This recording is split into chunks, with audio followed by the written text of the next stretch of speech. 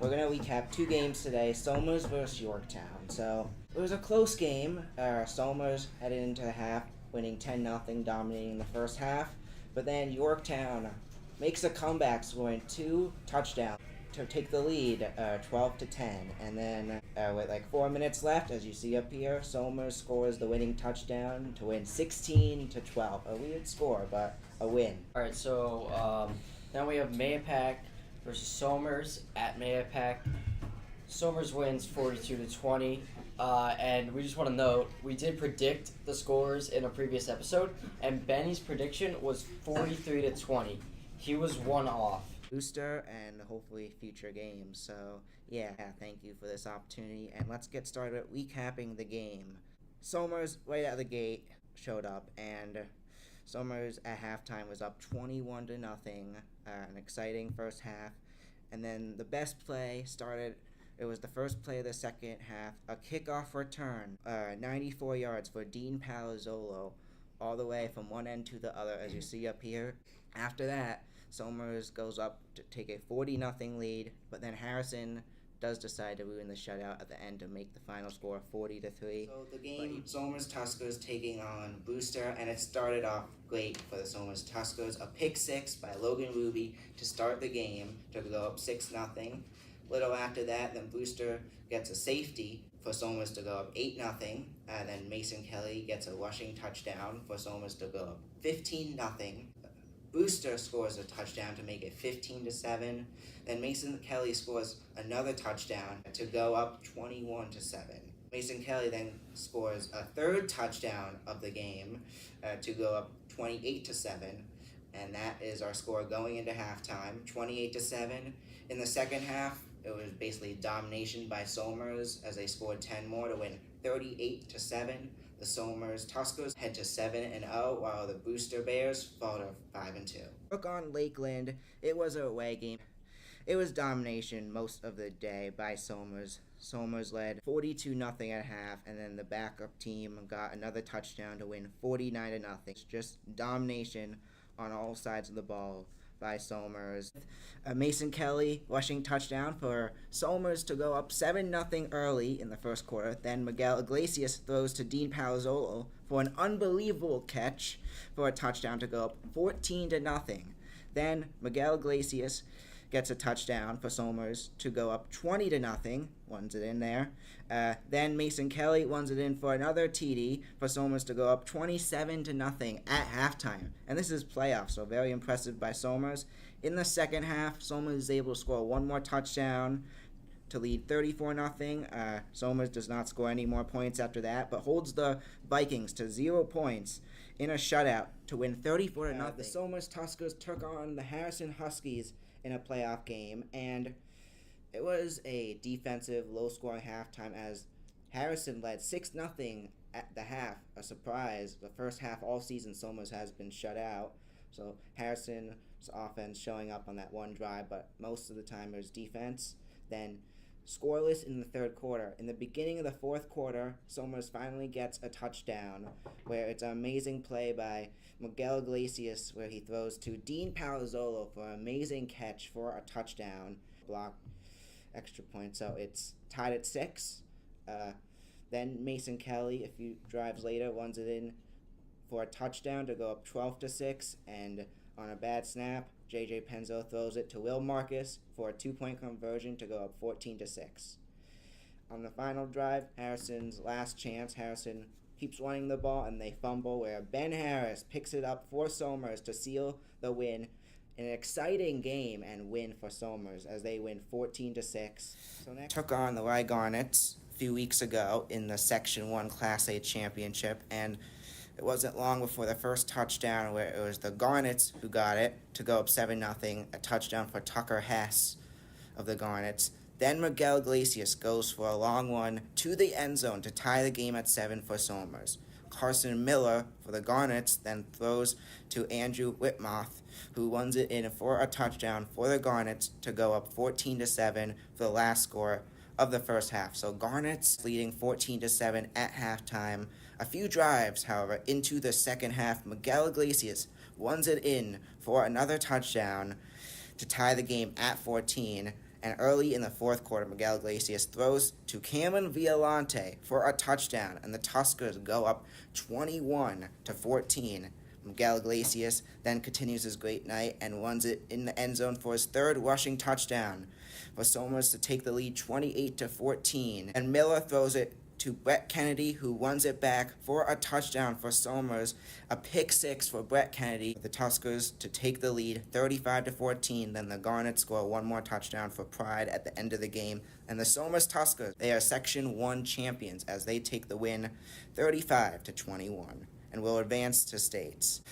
Tuskers took on Averill Park, and this is what happened. So the first drive, Averill Park marched right down the field, led by Kilgallen and Phelps, for Averill Park to go up 8-0. And that was the first drive, no score till the second quarter. In the second quarter, Miguel Iglesias throws it to Palazzolo, who gets the touchdown. It's now a 7-8 game. In the third quarter, Miguel Iglesias runs it in for a touchdown for Somers to go 13-8, then runs it in for a 2-point conversion for the Tuskers to go up 15-8. Still a one-score game, close game for the Tuskers, but the Tuskers get back the ball. Then Miguel Iglesias runs it in for another touchdown for the Tuskers to go up 21-8. Then in the play of the game to help seal the victory, Miguel Iglesias throws it deep to Dean Palazzolo, takes it all the way to make it a 29-8 game. What a play. It was a Hail Mary type play. And so now 29-8. Finally, the official last play of the game was when Kilgallen threw the ball to Aiden Cooligan for a game-sealing interception, and the Tuskers advanced to Cornwall Central. So how do you feel about the game overall? I feel like it went great. We played really hard and definitely showed on the scoreboard. Exactly what he said. What was the most challenging thing against Harrison today? I would say they were pretty big up front. They had some big guys, so that was probably the most challenging thing. Blocking 60 was a huge problem, but we got it. We did. And finally, what is one thing from the win this week that you could use to improve next week? I think, as usual, we always watch the film, so we'll be able to see any mistakes that we made and continue to get better every week. I think that's the important thing, is that every week we keep getting better. How's your game today? It was a tough one, certainly. We knew we were coming into a really tough opponent. We knew they were physical. We knew they were strong up front. And we knew we were going to have to do everything correctly if we wanted to pull away with that one in the way that we did. And I think we certainly did that tonight. So, how did your practice contribute to today? I'd say that we had to practice hard and we had to practice strong. We had a great practice week, and that's all it was. All right, and what was the most challenging part of tonight's game? Honestly, keeping the momentum coming out of halftime. Our first two games, we kind of struggled with that. And, we kind of made it our motto. It's just, coming out of half, it's 0-0. It's a brand-new football game. We just got to keep working as hard as we would if it was at the start of the game. And we run into the locker room every halftime just to be like, we're not done. We're not done. We're not done. Awesome. Cowboys. I think Jayden's going to like what I have to say about this one.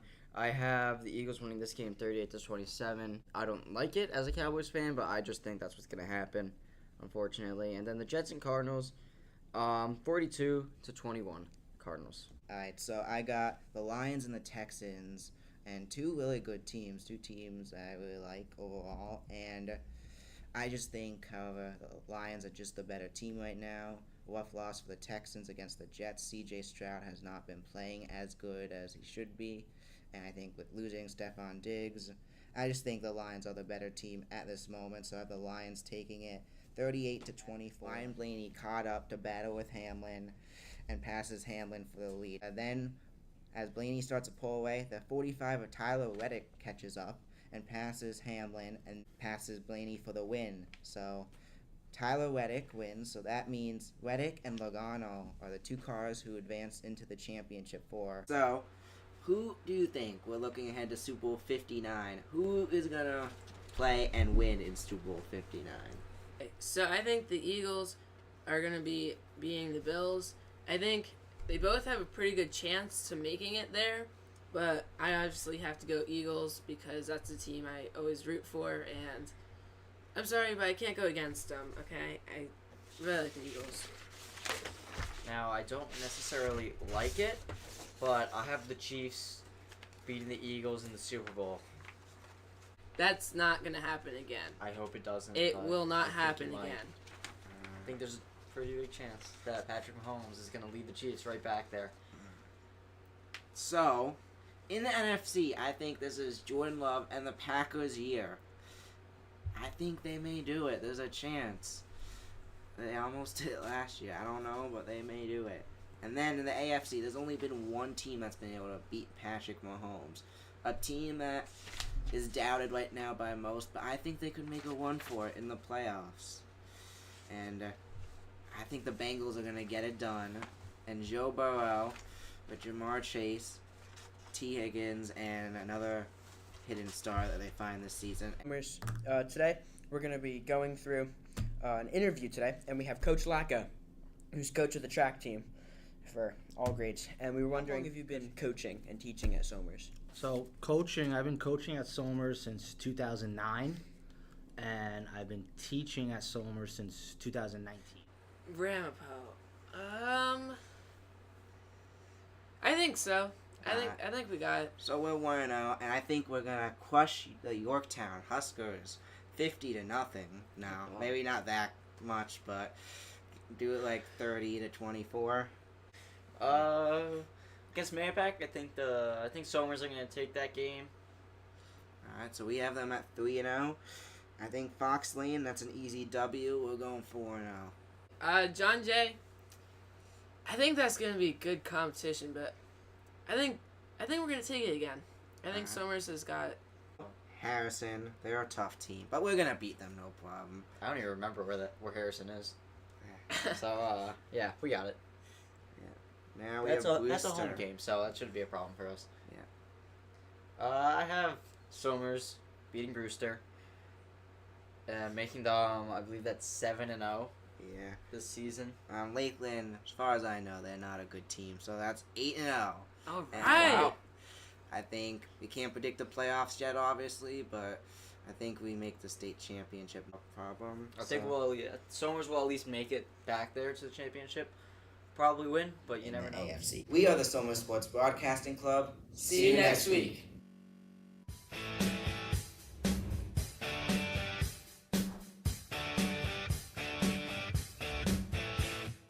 The defending Section 1 Class A champion, Somers Tuskers, sitting at 13-0, takes on the defending Section 1 Class A runners-ups, who currently sit at 13-0. The Whitesboro Warriors. Somers is coming off a big win against the Cornwall Dragons, where they dominated 35-0. Whitesboro is coming off a big win where they beat Brighton, where they won 49-21. We have a rematch of last year's New York State Class A championship, where the Somers Tuskers won 35-6.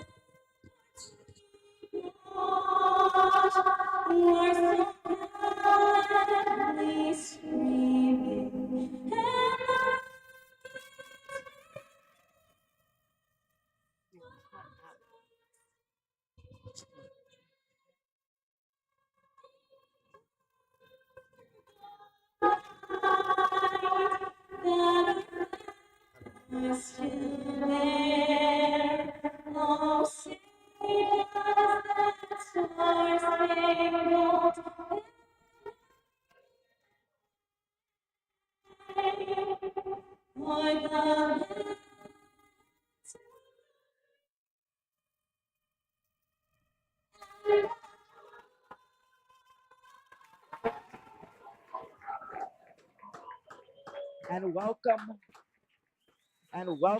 back.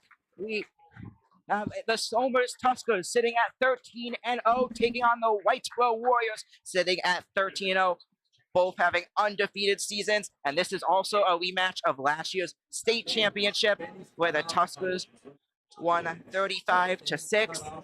If the Tuskers win this game, they will make history, being the first ever team to three-peat both in Class A and AA. So this is the rematch of last year. The Somers Tuskers won 35-6 in the 2023 Class A championship versus Whitesboro, but Whitesboro, since then, they've improved. They have a top quarterback who is a great thrower, great runner. Ferguson, he's someone to look out for today, but the Tuskers with Iglesias, Mason Kelly, Ben Harris, Aiden Klugan, Dean Palazzolo, Cameron Violante in that squad. I think they'll be able to get it done, but let's get started. I'm Benny Silk. I'll be joined by Jayden Ferry, and let's get started. Jayden, what do you see happening today, and who do you see winning? So as the players go out for the coin flip, I'm thinking that Somers is going to take it, but it might be a little closer. It might be a little closer, and I'm thinking that Somers is going to win 28-17.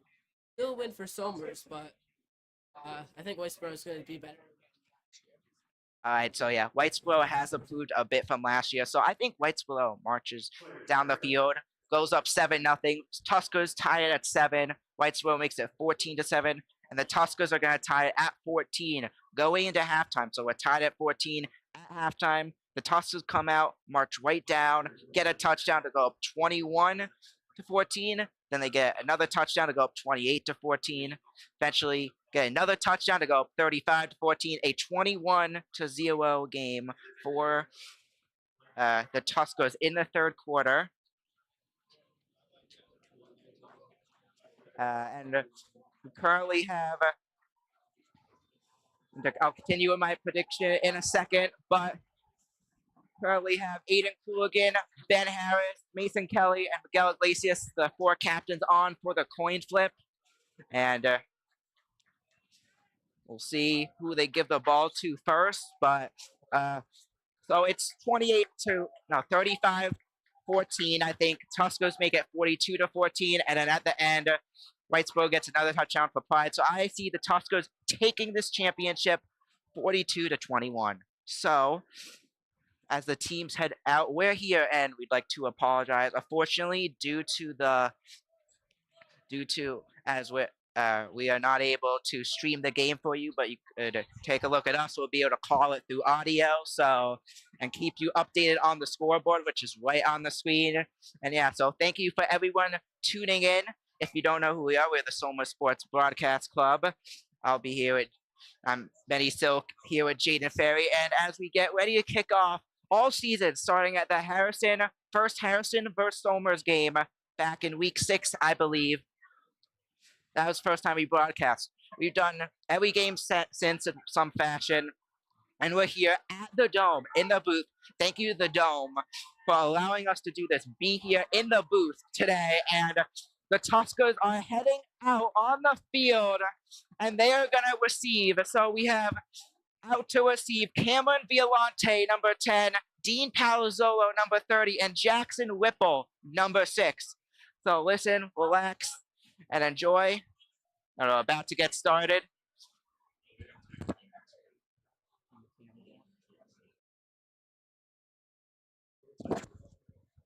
So the number 13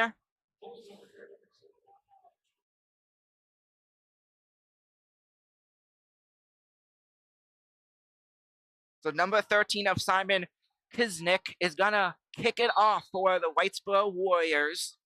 So Tuskers are going to receive the ball first there. So Kuznick is going to kick it off. We are hyped here. And we are off. Kick is off. And to receive is Dean Palazzolo. Whistles called on the play. There's already a flag out there for the Tuskers. So a flag already as the play is called dead.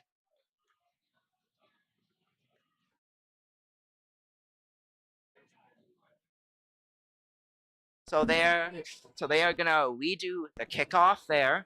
So Whitesboro is gonna re-kick off. So flag play call dead. Out there to receive again. We got Jackson Whipple, Dean Palazzolo, and Cameron Violante, all-star receivers on the offense for the Tuskers. As So due to the flag, we're gonna redo the kick. Oh. As Whitesboro gets ready to kick it off again. Currently having technical difficulties with the audio on Jayden's side of things.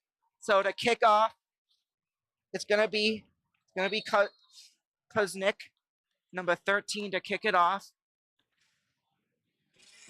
So Kuznick is gonna kick it away, a low kick, and to receive, it's gonna go by Jackson Whipple, drops it, then picks it up. Jackson Whipple to the, and he'll be down around the 35-yard line. So the Tuskers will start out 1st and 10. Jackson Whipple runs it back to the 35-yard line, and out comes the Tuskers offense and Miguel Iglesias. They have been a top offense this year, been able to get the ball down the field. Also out there, offense led by 7 Miguel Iglesias. We have Mason Kelly in as the running back, Dean Palazzolo, Jackson Whipple, Cameron Violante as the wide receivers. In formation, the Tuskers, and we're here, folks. Movement for Kelly there, changing up the play there. Signaling it. Iglesias, fake handoff to Kelly, goes to Palazzolo. There goes Palazzolo. Gets the first down and some more. That's going to be a first down. And Dean Palazzolo gets it and will be down around the 46-yard line. So a 1st and 10 for Dean Palazzolo. And the Tuskers offense, what a great first play to start off for the Tuskers today, lining back up.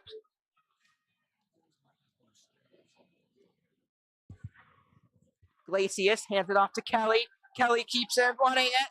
Kelly going and out of bounds around the 32-yard line. What a start for Somers. Some great action there. You know, Somers going left and right, really trying to go around the defense and made it for that first down. So the Tuskers line back up. Also on the O-line, we have R.J. Peterson, John Faulkner, Ben Harris. Iglesias keeps it, rolling. There goes Iglesias. Gonna get the first down and out of bounds. He'll be out around the 21-yard line. So another first down for Somers. The Tuskers are marching down the field early. They are now down at the 21-yard line. So 1st and 10 for the Tuskers. An 11-yard carry for Miguel Iglesias. And the Tuskers line back up. Also out there for Somers, we have John Leary, number 66. Iglesias keeps it going, and he'll be down. So he'll be down at the 15-yard line. So it's going to be, they're actually going to mark it at the 17-yard line. So 2nd and 4 for the Tuskers at the 17. So nice move there. He went straight in through the big crowd and gained 2 yards. Running play. They're working their way up. Now at the 17-yard. Iglesias hands it off to Kelly. Going. And it's actually Dean Palazzolo on the one from, he looked like Kelly, but Dean Palazzolo on the one. That will go basically nowhere, so it'll be 3rd down.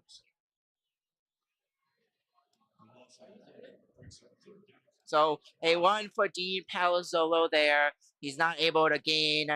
He's actually able to gain 1 yard there. So it's going to be 3rd down, 3rd and 5 for the Tuskers.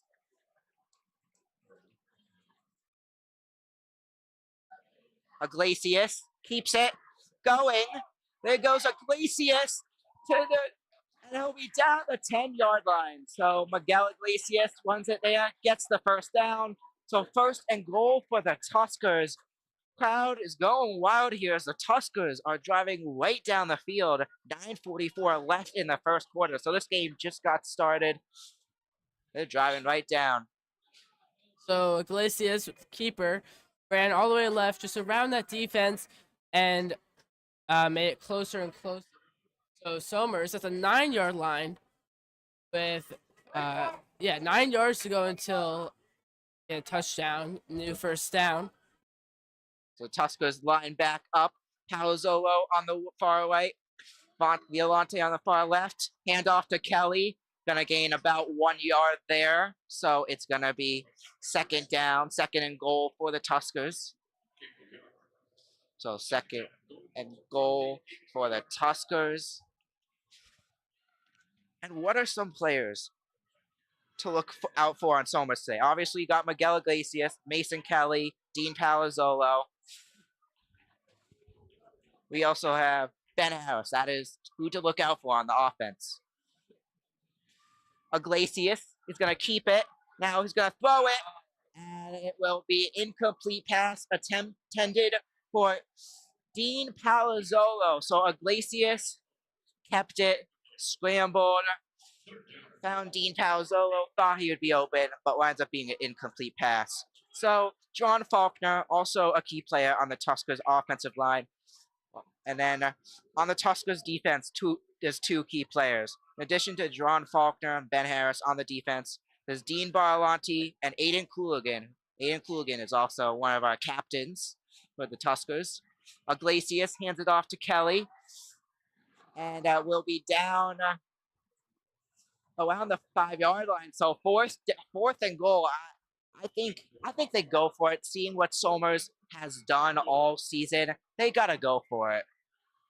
So it looks like Somers. I really don't know. It looks like they bring their offense back on. Miguel Iglesias. It's 4th. It's gonna be 4th and 6, 4th and 7. This could either be a great thing or a terrible thing for the Tuskers early. Tuskers lining up. 4th down. Iglesias to throw. Touchdown! And Will Marcus. I think they dropped it. So Iglesias threw it to Will Marcus, who dropped it. And a rough end for the Tuskers' first drive of the state championship game as Whitesboro, Ferguson, and the Whitesboro offense is going to take over at the 5-yard line on offense. A rough week for Somers to start off.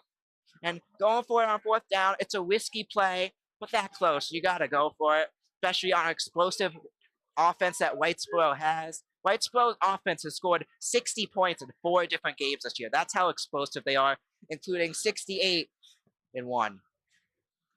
So Ferguson keeps it. There goes Ferguson for Whitesboro and down around the 16. So Whitesboro scored 68 against Central Square, for those who were wondering.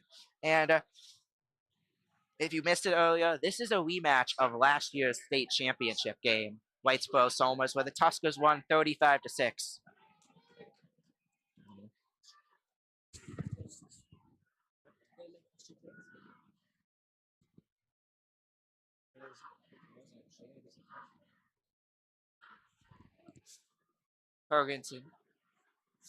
Ferguson is going to hand it off there. He hands it off to the 4 of Connor McDonald. And Connor McDonald, the wide receiver, one of the top wide receivers, he's someone to look out for today. Watching film and watching last Whitesboro game versus Brighton this past week, Connor McDonald is someone is with Ferguson. They're both key factors in this Whitesboro team. Connor McDonald's been able to help get the team down the field best. Ferguson keeps it. And I think he gains 1 yard there. We'll see where they mark it. So that's good. So it'll be second down for the Warriors. And out on defense. So I just want to say, kind of unfortunate Somers they were so close. Unfortunate that they had. Looks like Whitesboro is not doing too bad. They're moving up. So Ferguson in shotgun formation. And looks like the play is going to be called dead. So, All right, so he's gonna Ferguson is gonna keep it there. Apologize, having technical difficulties. So Ferguson keeps it there, gains about 2, so it's gonna be third down and 5 for the Warriors. So third down, 5. Ferguson just kept it there, gained 2 yards. Lining back up the Warriors offense.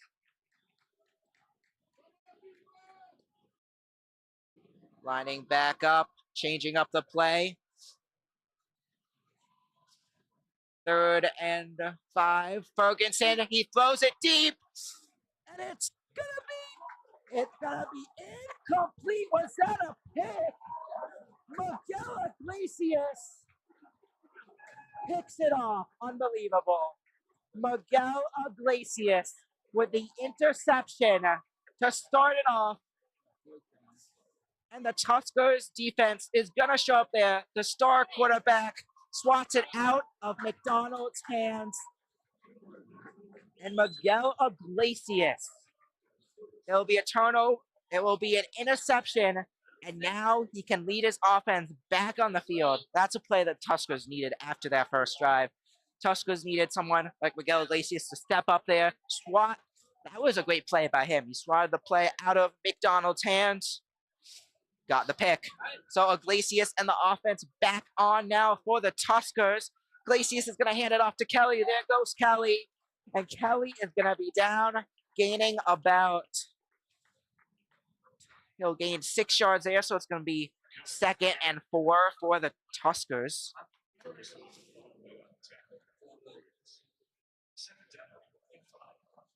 So second and 5 for the Tuskers. Also out there on the Tuskers offense currently, we have J.J. Penzo. We have number 65 of Ben Harris. Second and 5. Tuskers lining back up. Iglesias keeps it. There goes Iglesias. And he'll be down. That's going to be a first down, Tuskers. So first down. So it's going to be first and 10 for the Tuskers. Looks like there was a big gap there, and he was able to make it. Once Whitesboro realized that he let him go, then he was taken down. And now we have a man down on the field. So let's go over who are the key players for Whitesboro. So we have Memphis Ferguson, their star quarterback. He is also used a lot as a running back. We have Kevin George on the O-line and D-line. Probably won't make as many key plays, but Kevin George is someone to look out for on the offense, both the lines, the O-line and D-line. Matt Kozowski, also someone to look out for on the O-line and D-line, also star number 77. And then we got Connor McDonald. Happy to report that number 85 for Whitesboro is up, so he will be okay. The number 85 of Luke Nolan, their tight end. Luke. And also their defensive lineman. That's why he was out on defense. Also, stars for wide receivers. Connor McDonald, we've already seen him today. He's a huge star. He's a big key for Whitesboro's offense. We also got Michael Hill and Jax Hall. Michael Hill also is the backup QB, and he will be Whitesboro's quarterback going into next season for the Warriors. Iglesias back to throw it. Throws it out right to Kelly. Kelly going and gains. He'll be down around the 45-yard line. So Tuskers marching down the field on the Whitesboro side of the field. It's going to be second and 4 for the Tuskers. Fantastic move. It's actually just a short pass behind the line of scrimmage. He made it up to the right. The defender did not take him down, and he was able to go around him and make a few more yards. Tuskers line back up. Iglesias. Handoff to Kelly. Looked like a fake keeper there. He'll get the first down. So 1st and 10 for the Tuskers. Kelly there rolled all the way to the left and made it right past the first down line. And he was bumped out of bounds, just completely around the defense. Looks like Somers is using a lot of runs here today. And Whitesboro is not defending him. So let's see how Somers continues. 3 minutes, seconds left on the clock in the first quarter. Very fast. So the Tuskers offense lines back up out in the shotgun. Iglesias keeps it. Goes to Palazzolo on the right. There goes Palazzolo, still up. 2 defenders on him. So Palazzolo on the one there was McDonald and Ferguson, the stars on the offense, that Palazzolo pulled about 10 yards. An unbelievable play. We're taking a look at this again. Palazzolo was able to pull both of them to get the first down. Unbelievable star on Somers. He has just played amazing football throughout this season. Rough tackle there for number 30, Dean Palazzolo, star of the team. Iglesias. Fake handoff to Kelly. He'll keep it. Iglesias still up, and he'll be tripped off by the fellow quarterback for Whitesboro, Ferguson. So Memphis Ferguson will tackle, well, actually more like a grab the feet of Miguel Iglesias, where he kept it, went nowhere. So also out on the Tuskers offense now, we also have Gavin Kelly, and Gavin Kelly is someone to look out for. He only has been used a little as wide receiver but he'll be likely to be used more this matchup. Iglesias keeps it.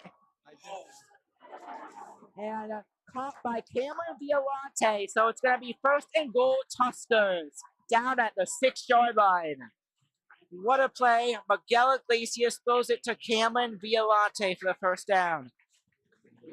Fantastic move there. Cameron Violante, number 10, a sophomore on the team, making his performance for the state championship.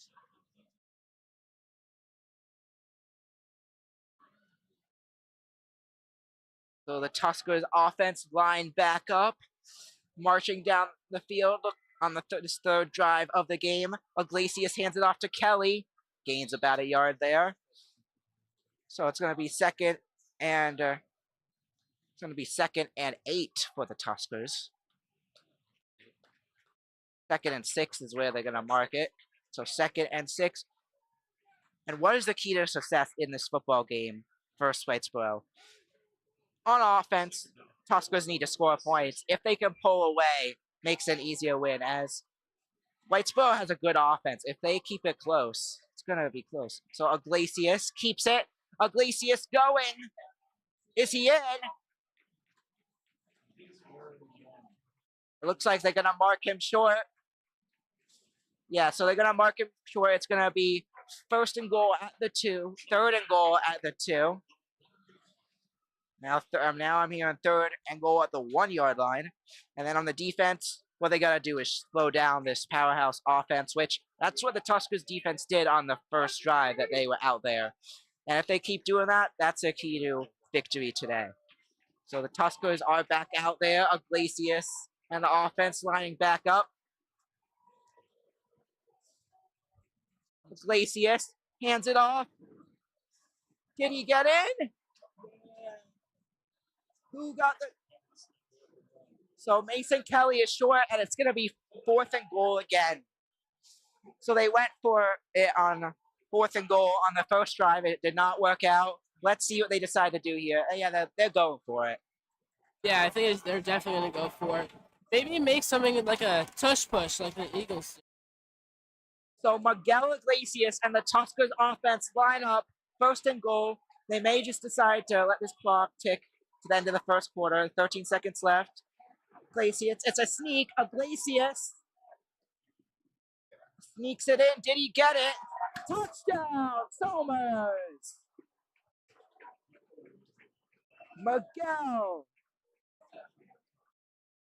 That was Lacius, right?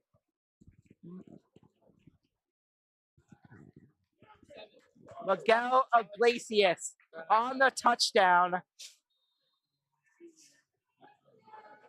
What a drive for Somers. Miguel Iglesias keeps it, does the QB sneak, and gets it in. So now Gavin Kelly on for the extra point. Tuskers up 6-0. Kick is up. And it's going to be a false start. So they're going to redo that kick. So out there as the kicker is Gavin Kelly. Gavin Kelly is a weapon. He's a hidden weapon on the offense for the Tuskers. Used as a wide receiver this season. He hasn't been used a ton. He's been out there as a wide receiver, but it's a hidden weapon that they may use more today to surprise Whitesboro to get the ball down the field. So now Gavin Kelly on for the extra point.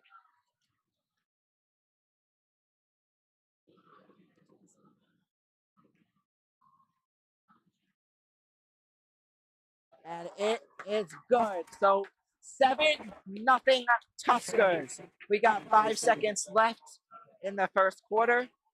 And the Tuskers will get points out on the board to make it 7-0. Somers Sports Bar.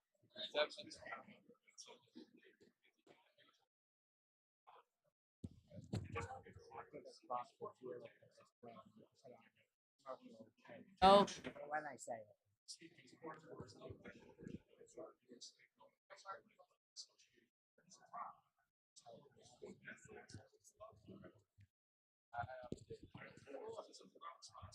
All right, so 7-0 Tuskers. Trying to get that updated for you. Thank you, Mark, who is managing our scoreboard for today. And Tuskers with 5 seconds left in the first quarter, getting ready to kick it off. So a great start for the Tuskers, currently up 7-0. I updated it. So Gavin Kelly, our field goal kicker, also is going to kick it off. So Gavin Kelly prepares to kick it off.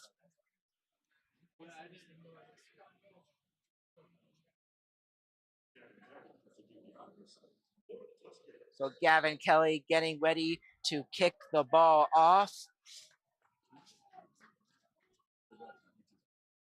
So Kelly kicks it off, a low kick, and picked up by number 1 of Whitesboro. Going, and he'll be stopped by the Somers around the 25, and that is the end of the first quarter. So we will be right back after a commercial break. Watch the Somers Sports Broadcast, where we break down the world of sports. Back, he throws. There's 2 defenders on the tight end. Interview guests. We're here with Coach Packard, who will be interviewing today. Predict upcoming sport games. To win it 26-23, the Chargers win. Debate sports. Who is the best NFL team of all time? The Cowboys have won 5 Super Bowl titles. The Patriots, one of the best teams. Discuss our opinions on the latest in the world of sports. Alex Bowman. I think he could make it far. He's been impressive. And much more. A fumble! This could be game! I'm with Nicky Duffy. Dean Palzall. I would definitely say DP, Dean Palzolo. He definitely had a great game. Just a Hail Mary. Will he get it? Bounces off the Bears defenders. Touchdown! When I first joined last year, you wanted me long distance, but then you threw it. And I think by now we've really proved that we are the most dominant team in Section 1. It's going to be a pick. Picked off by Miguel Iglesias, and he's going back. Watch our weekly talk show episodes of the Somers Sports Broadcast. You can find them on YouTube and Spotify.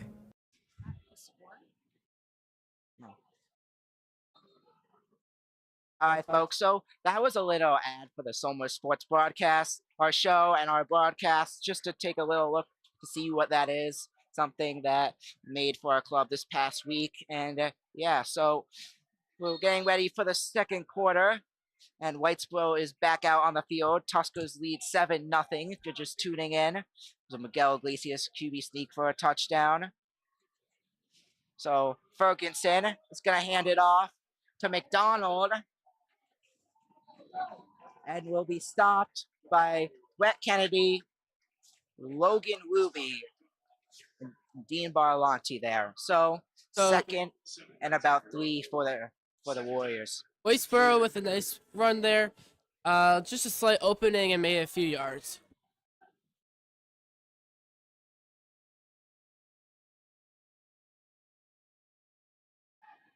So play movement, lining back up now. Something Whitesboro's been doing a bit today. Ferguson keeps it going, and will be down. So he'll be down around the 36-yard line. So it's going to be, I think that's enough. It's going to be just short of a first down. So it's going to be 3rd and inches for the Warriors. 3rd and inches for the Warriors. Ferguson, shotgun. In as the RB is number 32 of John DeSantis for the Warriors.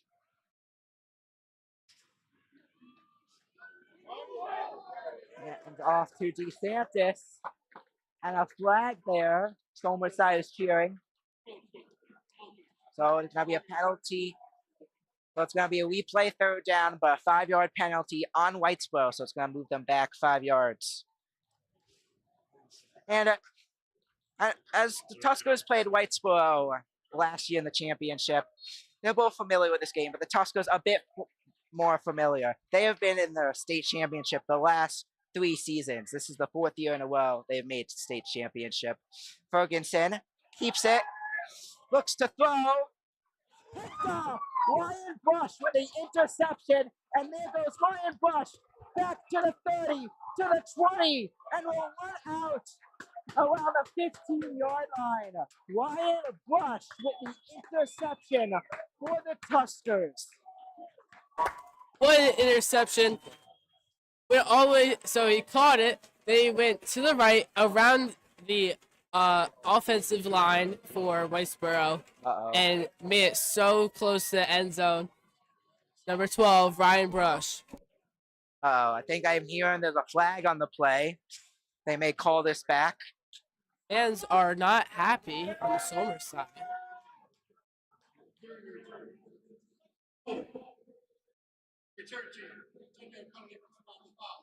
All right, so the good news is Somers is going to keep the ball. The bad news is they're moving them back 10 yards, but it's still 1st and 10.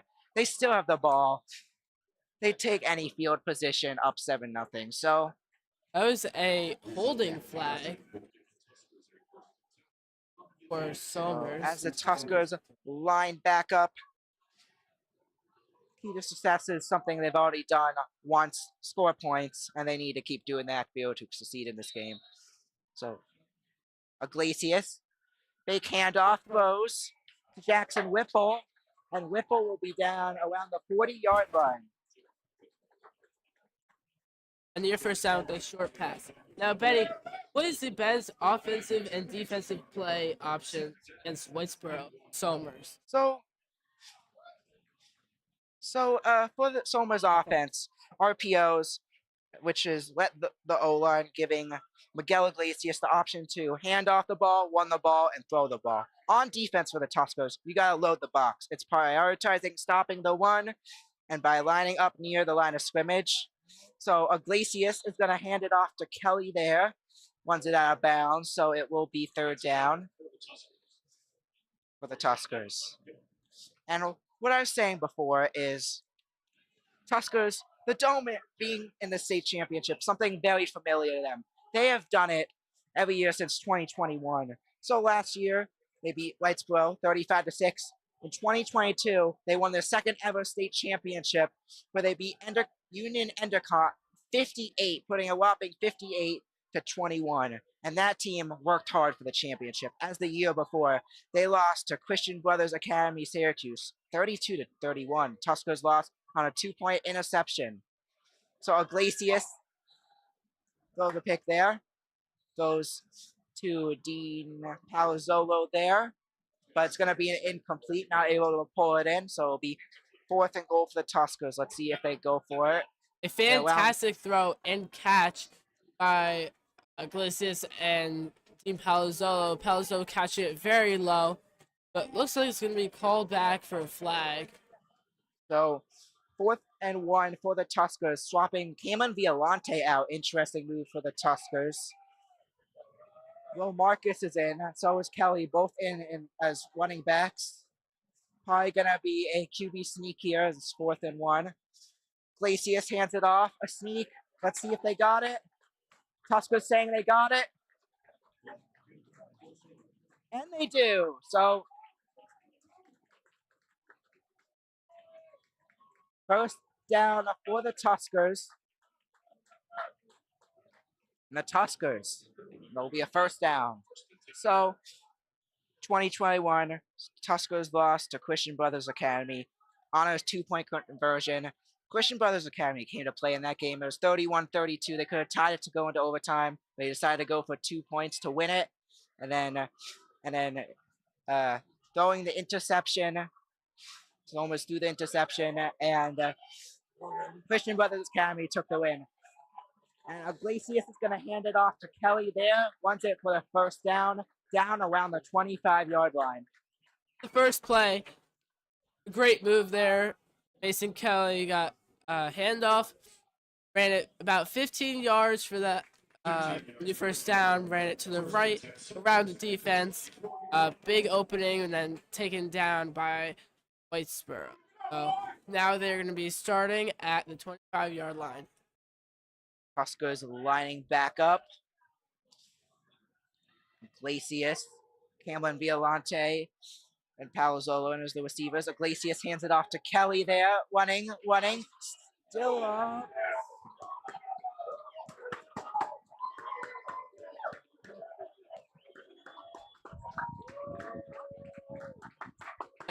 All right, Dean Palazzolo just came in for the touchdown. Touchdown, Tuskers.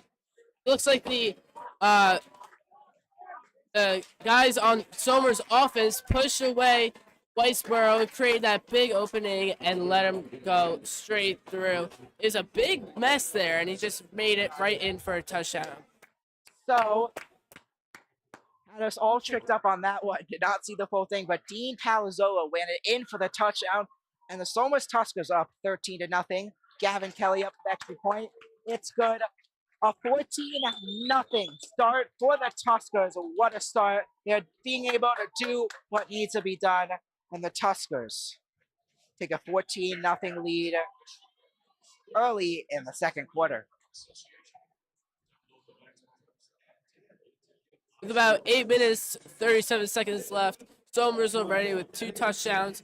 I will say, this game is going by pretty quick. It's only been 37 minutes, and Somers is making such great progress. Looks like the whole team is excited. The coaches are, the fans. It's just a great atmosphere here.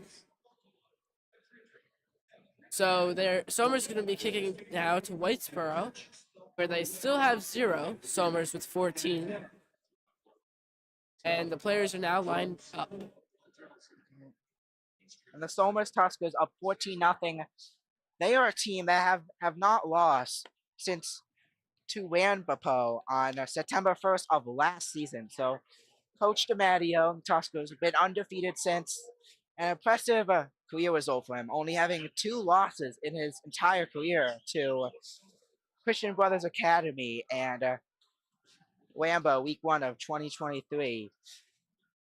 Coach Anthony DiMatteo has done an amazing job taking over from his father, coaching this Tuskers team. So to kick off, Gavin Kelly, 2 receivers, McDonald goes in the end zone. It's going to be a touchback as McDonald needs it. So out comes Ferguson and the Whitesboro offense. Very great kick by Gavin Kelly there. Kicked it into the end zone. That is not common for high school. Looks like he is very hyped up and ready to perform his best. So Whitesboro took the knee there, and they're going to start at the 20-yard line. Teams are coming out now. All right, so it's going to be 1st and 10 for the Warriors offense. Ferguson out there. This is a team still shut out, a surprise. This is a team that scored over 60 points 4 times this season. So Ferguson keeps it going, and Ferguson will be down. So it's going to be 2nd and 4 for the Warriors. A great 6-yard run there for Whitesboro. He actually went straight through into the densely packed pile of guys there, and he still made a few yards. 2nd and 4, 8 minutes, 8 seconds. So if you're just getting here, Tuskers currently lead 14-0. Ferguson back to throw for Whitesboro. He can hand it off to McDonald, and McDonald will be down, gaining a couple there. So Whitesboro, they don't have a designated running back, but they are a really good team when running the ball. And we expect to see them running the ball a bit today. Yeah, so Somers' defense has to really put on the show here. They need to make sure Whitesboro does not catch up. Whitesboro already 2 touchdowns down.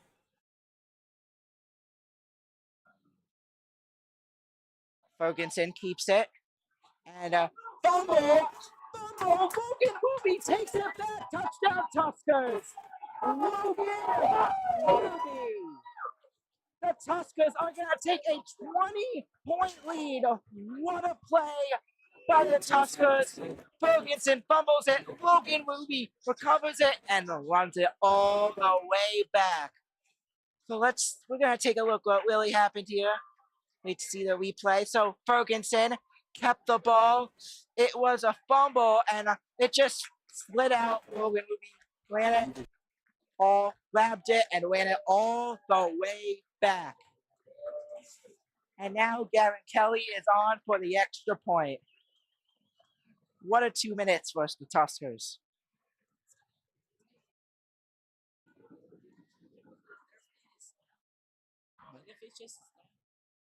Pick is up. It is good. So 21-0 is currently the score for the Tuskers. And I want to thank everyone for tuning in tonight. And this is a big game. This is the state championship. This is the game of all games. So, Benny, what do you expect to see from Whitesboro offense now that they're going to get the ball here in the 2nd quarter with 7 minutes, 13 seconds remaining? Again, Somers is up 21-0. So, what is Whitesboro going to try to do to fix that? So, Whitesboro, first of all, they're a confusing offense. They have 56 different formations. You heard that right, 56. And so the Tuskers this week had to prepare for all 56 formations that they have ran so far this season. And they also, their offense runs the ball well. So Whitesboro offense, tough to predict what's going to happen. But on the defense, there's a lot of man-to-man, and that is where each defensive player is assigned to guard a certain offensive player on the Tuskers. For example, Ferguson on the defense is guarding Iglesias on the offense. That's to look out for him. So Kelly is going to kick off. And number 1 to return for Whitesboro. And it's going to be the number 1 of Tyler Thorngreen. So Tyler Thorngreen is going to return it, and he'll be down around the 30. So number 1 starting at about the 10-yard line, and he made it up to the 30-yard line, so some good progress, a decent field position. So Whitesboro's offense lining back up. And looks like they're changing up the play again, doing that a lot today as the Somers defense has come prepared with the fight. 21-0 Somers. Ferguson throws it. Picked off. Brett Kennedy, another pick 6. Did he get in? It looked like another pick 6. I think he was down at the 1. but Somers, 19. either first and goal or it's a touchdown. Number 19, Brett Kennedy on that. A very rough tackle there. He pushed him right out of bounds before the before the Brett end zone. Kennedy intercepted it. He had a pick six against the Garnets a few weeks ago, and now it's first and goal for the Tuskers. Hope Brett Kennedy is okay after that. Looks like he's still standing. Already up 21-0, playing amazing football right now. The Tuskers defense. It's really been the Tuskers defense. The offense too, but their defense has been the big key to them today. First and goal. Iglesias keeps it, runs it in, touchdown Tuskers. Did he get in? Yeah, touchdown Tuskers. Miguel Iglesias. Looked like for a second that he was not in, but they mark it as a touchdown. And the Tuskers up 27-0. Unbelievable start for the Tuskers. Jayden, what are your thoughts of the game so far? I mean, there's been a lot of picking off here for Somers. Whitesboro constantly, I think the quarterback is off. Maybe he's off put by the score, not focusing in.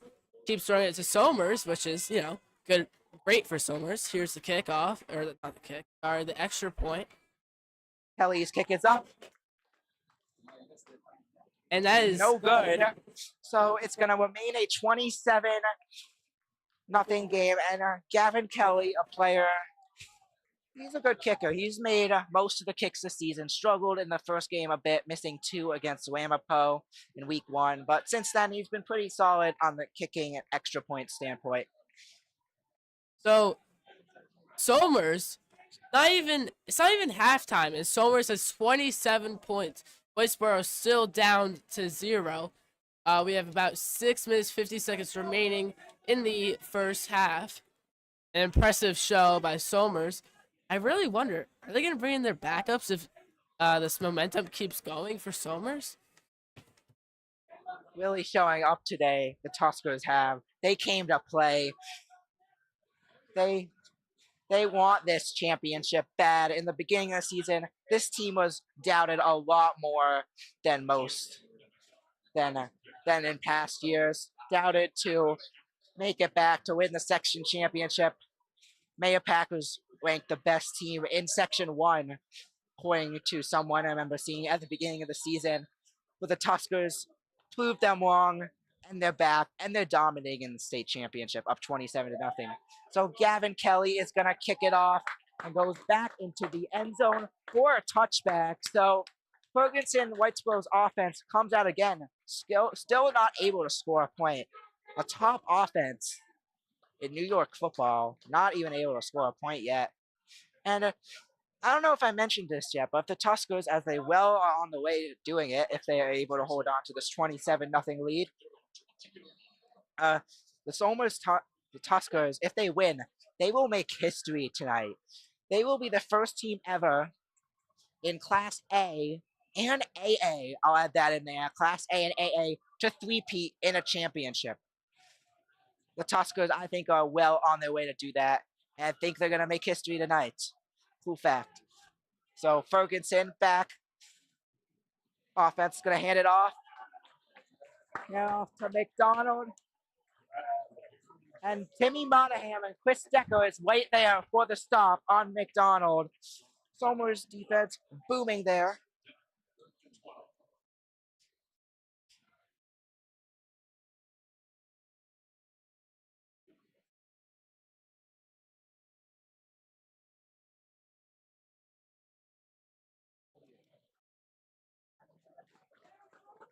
Looks like a timeout was taken. So Whitesboro calls a timeout there. So, all right. So Benny, what are some interesting storylines heading into this game?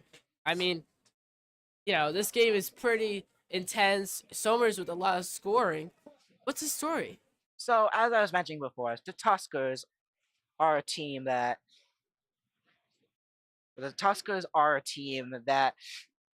they've been in the championship in the Dome. It's been a regular thing for them. They've been in it for 4 years straight, and if they end up winning the last 2, So if they win this year, they make history being the first team of Class A to three-peat. Also, this is a rematch of last year's state championship, but a few other cool things to note. So what did Somers use against Whitesboro? What strategies did they use last year in the championship? This is according to Coach Anthony DiMatteo, who I interviewed earlier this week.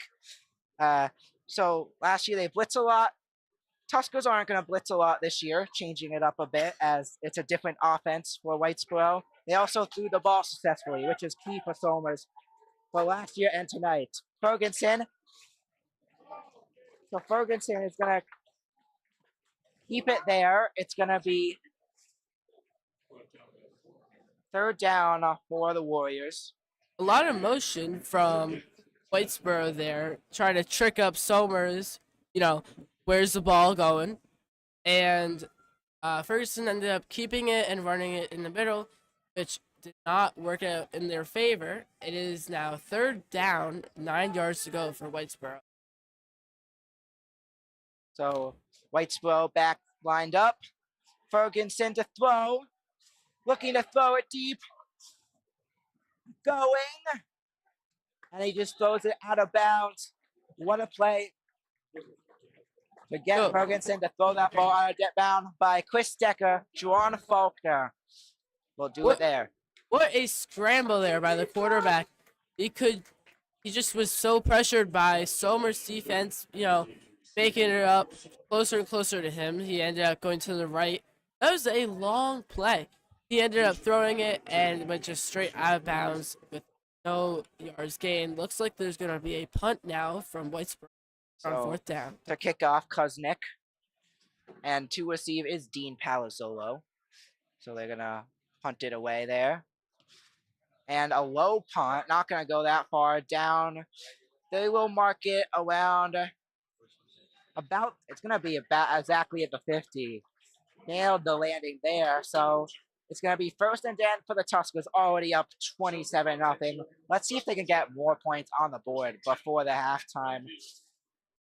Leading 34-0. And the game I came into earlier was CSP, I believe.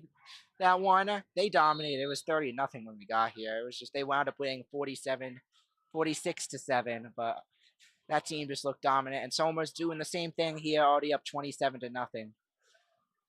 Iglesias hands it off to Kelly.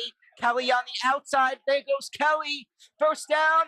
Will he get more? And he'll be down around the 35-yard line. So Somers already started out with amazing field position at the 50. Now made it to the 35-yard line, a gain of 15. And he just ran to the left. Looks like Whitesboro is, doing a lot of maybe blitzing in the middle, trying to defend runs straight through. But Somers sees that, just going around him and making some yards. So Iglesias and Tuskers offense lining back up. Palazzolo running behind. Hand Iglesias, fake hand on Palazzolo, and he's running. There goes Miguel Iglesias to the 20, to the 10. And actually, he'll be down around the 15-yard line. So Miguel Iglesias finds the opening, runs it there, gets the first down for the Tuskers. 20 yards over here. Somers now starting at 15. Again, Somers is constantly doing those runs right around the defense, and Whitesboro is not able to make time. We have about 4 minutes, 50 seconds remaining in the first half.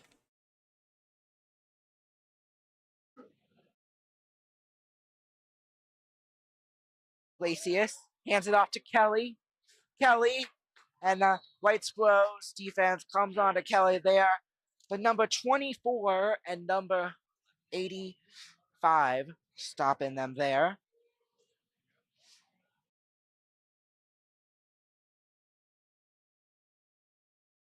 All right, so Kelly ran it there, just ran it, and couldn't really gain there. The Whitesboro's defenders were able to stop Kelly there, losing a yard on that play. So the Tuskers offensive lines back up. Violante on the far left. Palazzolo running. Iglesias against, handed off to Palazzolo this time. There goes Palazzolo, still up, dragging the defenders around. And now he'll be down around the 10-yard line. So it's going to be second It's gonna be third down. Apologize, and about 4, so 6 yards on the 1 for Dean Palazzolo. So Palazzolo was on the left, looking like he was going to receive, but then went straight to Iglesias, took the ball, and ran it right through the defense. So Iglesias. And the play is going to be called dead. So, flag. There's going to be a flag on the play. The play is called dead. So, it's going to be. It looks like Somers is going back. So, they're moving Somers back. So, it's going to be 3rd and 9 for the Tuskers now. They may wind up getting a field goal on this drive, though, up 27-0. They may just go for it, try to extend the lead even more. So Iglesias and Tuskers offense lining back up. Palazzolo, Whipple, twisting Iglesias. Miguel Iglesias' brother is out there. Iglesias throws it. He'll keep it. Throws it. Intercepted. Whitesboro finally has something good happen for them today as it's intercepted by number 1 on Whitesboro. The number 1 with the interception of Tyler Thorngren. And Thorngren gets the interception for the Whitesboro Warriors, and something for the Whitesboro Warriors to be proud of as we are only 3 minutes away from halftime. Yeah, so Iglesias, in his mind, knew that he needed to make a play, move here, or else it would be 4th down.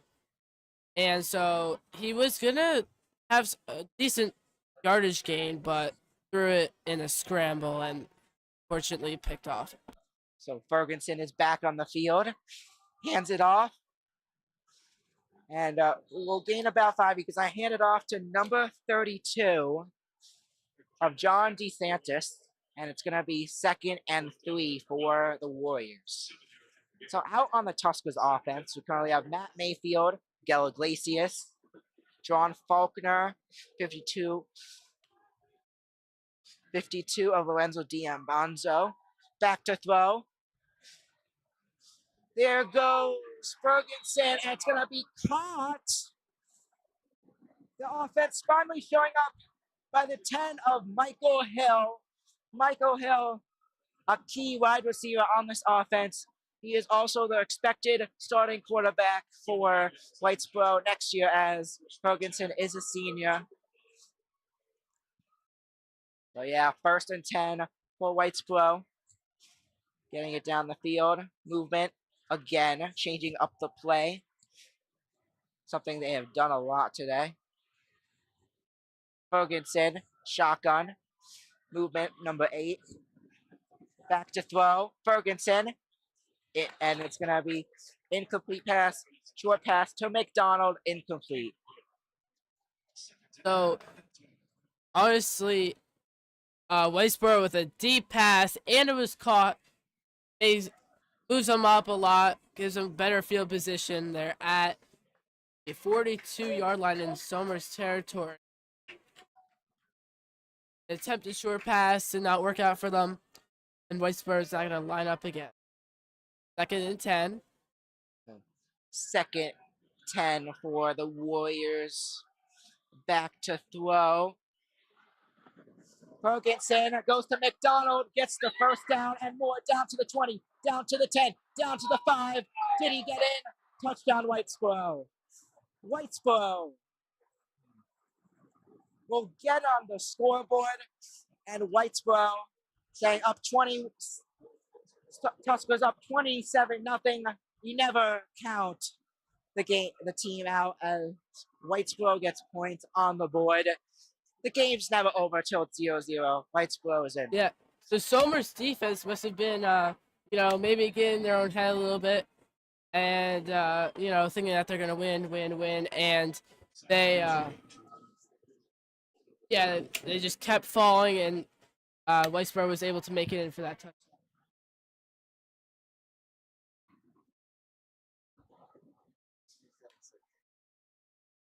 So on for the extra point.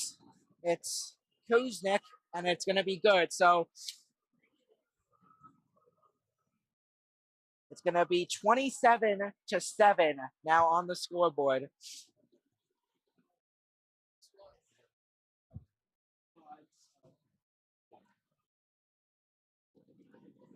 All right, so hopefully this halftime 20 minutes is really going to give Somers coaches, to give the players the confidence that they need. They cannot give up. Only not even halfway there yet. And both Somers offense and defense needs to keep it alive. Again, they're leading 27 now to 7 against Whitesboro.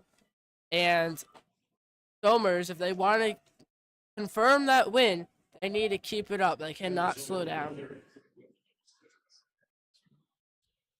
All right, so now, Benny, as the kickoff is happening, how is Somers similar and different compared to Whitesboro? So Somers is similar and different. Don't worry, we'll keep you updated once the kickoff goes off. But Somers is similar. They're coached well. Whitesboro is also a very well-coached team by head coach Curtis Schmitz. But how are they different? The Tuskers can throw better, and the Tuskers can throw better, but the Whitesboro is bigger. So to kick off, Kuznick, and Palazzolo picks it off, still running, going up. He's still up, and it will be down around the 36-yard line. Palazzolo with a stiff arm, just avoiding the defenders, pushing him away, beat up to the 35 to give Somers some good field position to finish off the first half. It is now 1 minute 42 seconds remaining in the second quarter. So the Tuskers, now exactly 7 p.m. So the Tuskers have a few. They have a few players not used that much. They have not used that much that we may see today. Cameron Violante, a hidden weapon on the offense, usually used for short passes. Keep an eye out for him. We've already seen him today. Iglesias goes intercepted. Whitesboro intercepts it. Number 3 on the interception there for Whitesboro.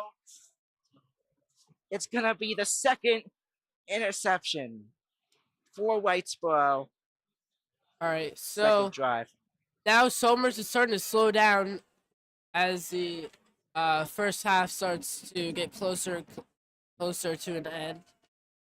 So looks like they're going to call the interception back. May have been an incomplete pass. Looked like the interception from here, but Iglesias is going to keep it. Now hands it off to Palazzolo. Interesting play by the Tuskers. So Iglesias kept it, and as he was running, he handed it off to Dean Palazzolo. Creative play by the Tuskers. Play to help trick up Whitesboro's defense there. All right, so yeah, the incomplete pass, I believe, definitely helped Somers recover. Just entering about a minute into the first half for me. Iglesias hands it off to Kelly. It's going to be 4th down. So the smart move here for the Tuskers. You still have a 20-point lead. There's only 50 seconds left before halftime. The smart move here is just punt it and hope Whitesboro doesn't get down the field in 50 seconds. As with Somers' defense, I don't think they can. But Whitesboro, all of a sudden with the momentum, Tuskers, Coach DiMatteo at halftime.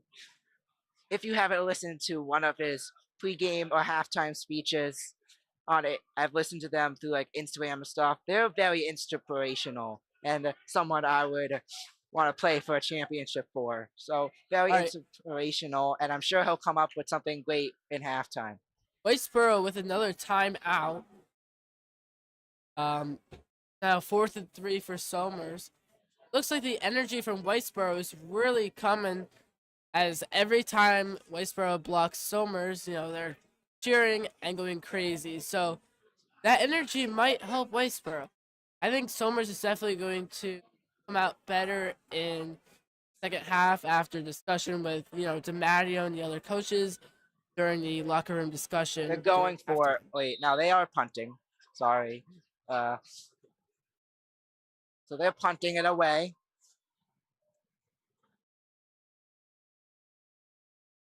punting it. Gavin Kelly. And rolls back. Well, the McDonald's shaken up by there. It's going to go back to around the 14-yard line. So Whitesboro has 34 seconds to get down the field. And Whitesboro season. So what interesting pass about Whitesboro? So what's interesting in the past about Whitesboro? So there's the last two losses. 2 losses ago was versus Shaker, where they lost 25-15 in week 1. The last loss was obviously to the Tuskers in 2023 championship. 2 losses ago was to Shaker. Looks like a flag may have happened. And a cool fact is, we could have had this battle in the championship back in 2016. So they lost to Greece Athena, who the Tuskers beat in the 2016 championship 25-17. They lost to them in the 2016 Class A playoffs. If Whitesboro won this game, they would have taken on the Tuskers in the championship. A personal foul on Whitesboro calls back that kickoff. They'll give Somers a new first down. Interesting change there. After play flag. So Tuskers is going to hand it off to Palazzolo. So after that flag, it gives the Tuskers the first down and gives them an opportunity to just run out the clock before halftime. So Somers, they call a timeout. They have 3 timeouts. Maybe they're going to try to get down the field, get a touchdown, or at least a field goal. So it's their first timeout in the half. And the Somers has, besides the state championship, We're taking a break. Against Rampo, they have not lost a Section 1 game since against the Y Garnets back in 2019, where they lost 28-20 in the playoffs. Their last Section 1 loss in the North was to the Huskers in 2019, 30-12 in Week 2. Interesting fact there.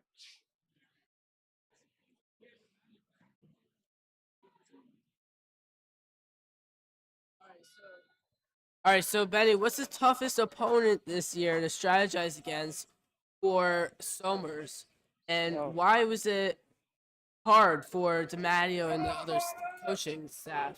So I asked this to Coach DiMatteo when I met with him the other day, and he said easily. He said why. They're very good, skilled. They're very good at coaching. They're very skilled. They're big. Team is big. Just why. But he compared why to Whitesboro. Well, this is with a new first down, pass to Palazzolo to the right side. Now it starts them at the 29-yard line. And basically, so why was the toughest opponent? But who were opponents that Coach DiMatteo compared to Whitesboro? As I was saying, why? And Wamapo, New Jersey, who we played in Week 1. So 2 similar type of teams, but it seems like we're not having a problem dominating against Whitesboro early with 17 seconds left in the second quarter. Iglesias back to throw. Whitesboro coming on him, 85-9 on the stop. And now that probably gets it out of field goal range. If they would be able to get at least a field goal, it's going to move them back to the 42. And Somers is going to do another timeout. Whitesboro figuring Somers out. They got to figure Whitesboro figuring it out, and Somers not so much. And apparently, I just thought something. We have 67 viewers currently, so I stopped talking there for a second. Shock. So thank you. This is the best we've ever had so far. So thank you for everyone tuning in and watching. Everyone who's been able to share our link, get us out there. We're really honored to be able to have the time to do this. Thank you to Mr. Haddam, the Somers athletic director, for helping setting this up, including with the other long list of people who I'll be going over. Thank yous at halftime. Yeah. Yes. And speaking of, for our other broadcast coming up, we're going to try to be doing some basketball and some other sports coming up. So stay tuned for those few weeks. So the Tuskers offense lines back up. Probably 10 seconds left. 2nd and 23. Iglesias keeps it. He's going. He's running. He's going to get it back to 10-yard line. Tuskers, I'm sure, gives it another timeout. 2 seconds left. And it's going to be about a 30-yard field goal. So they're going to likely bring on Gavin Kelly to kick a field goal to make it it would make it a 30-7 game to head into halftime. Iglesias with the keep and just ran around. There's a huge gap in the defense. Made it right straight through and recovered that huge loss. But now Somers is 3rd and 11. So they need to make a move here to make it happen. Looks like Somers just used all their timeouts. And as there's 2 seconds left, stay tuned. We're going to be here. We're doing our very own scripted halftime show. Planned out talking about the first half, so stay tuned. We're going to break down the game, how it's gone so far, predict our scores towards second half, and more. So Gavin Kelly to try to get a field goal right before halftime. So a timeout now for Whitesboro. That is called in the NFL, icing the kicker. So if they're going to go for a field goal, that is about a 39-yard field goal, which is very difficult for high school. If he makes it, that'll bring Somers up to 30. But Gavin Kelly, in an earlier game this season, did make a 35-yard field goal. So he has made longer than this. So it's likely. But this would be impressive for a high school kicker. All right. So, Benny, what do the Tuskers do during the off season to prepare for it? So to prepare for next season, I asked Coach DiMatteo this. What do they do for next season? So they don't do much. Obviously, they're a community. They're a varsity football team, as Coach Packard mentioned in his interview. They're a community through the off season. But I will have to answer you about that after our field goal kick. So Kelly's kick is up. He's got it. He made it unbelievable by Gavin Kelly. And it's going to be 30-7 heading into halftime. Somers cheering here loud on the Somers sideline. And as the Tuskers head into halftime, I'm going to go back onto screen in a second. And just to answer your question, they don't do a ton during half season, but they do off-season lifts, throwing sessions, lineman meetings, and more. And stay tuned, as in 2 seconds, we will be right back for a halftime show.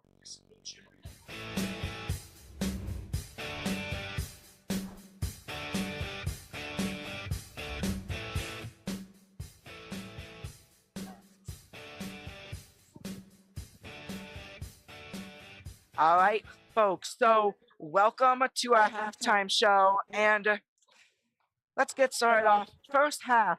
So first drive, Somers drove right down the field, but it was 4th down. They decided to go for it. Miguel Iglesias threw to Will Marcus, and it wound up being a dropped catch. So no score on that drive. Whitesboro, Somers defense able to hold them off. Then Tuskers get the ball back. Get it down. Miguel Iglesias, QB, sneaks it in for the touchdown for the Tuskers to go up 7-0.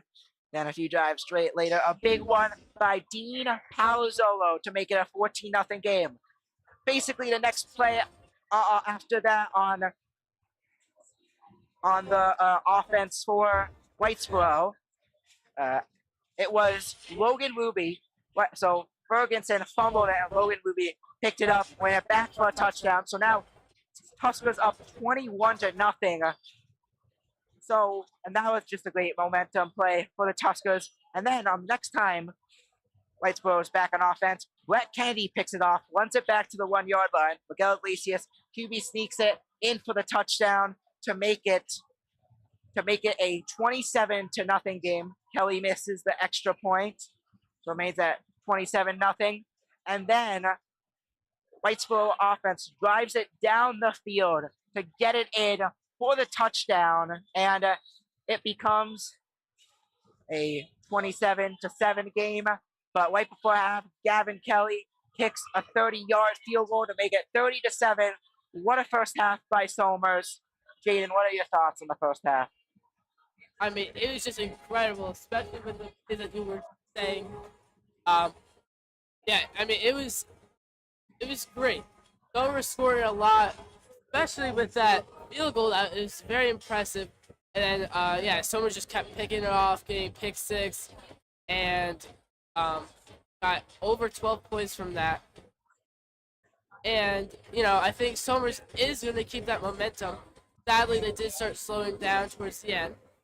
But I know that this halftime discussion in the locker room is going to help Somers out a lot here.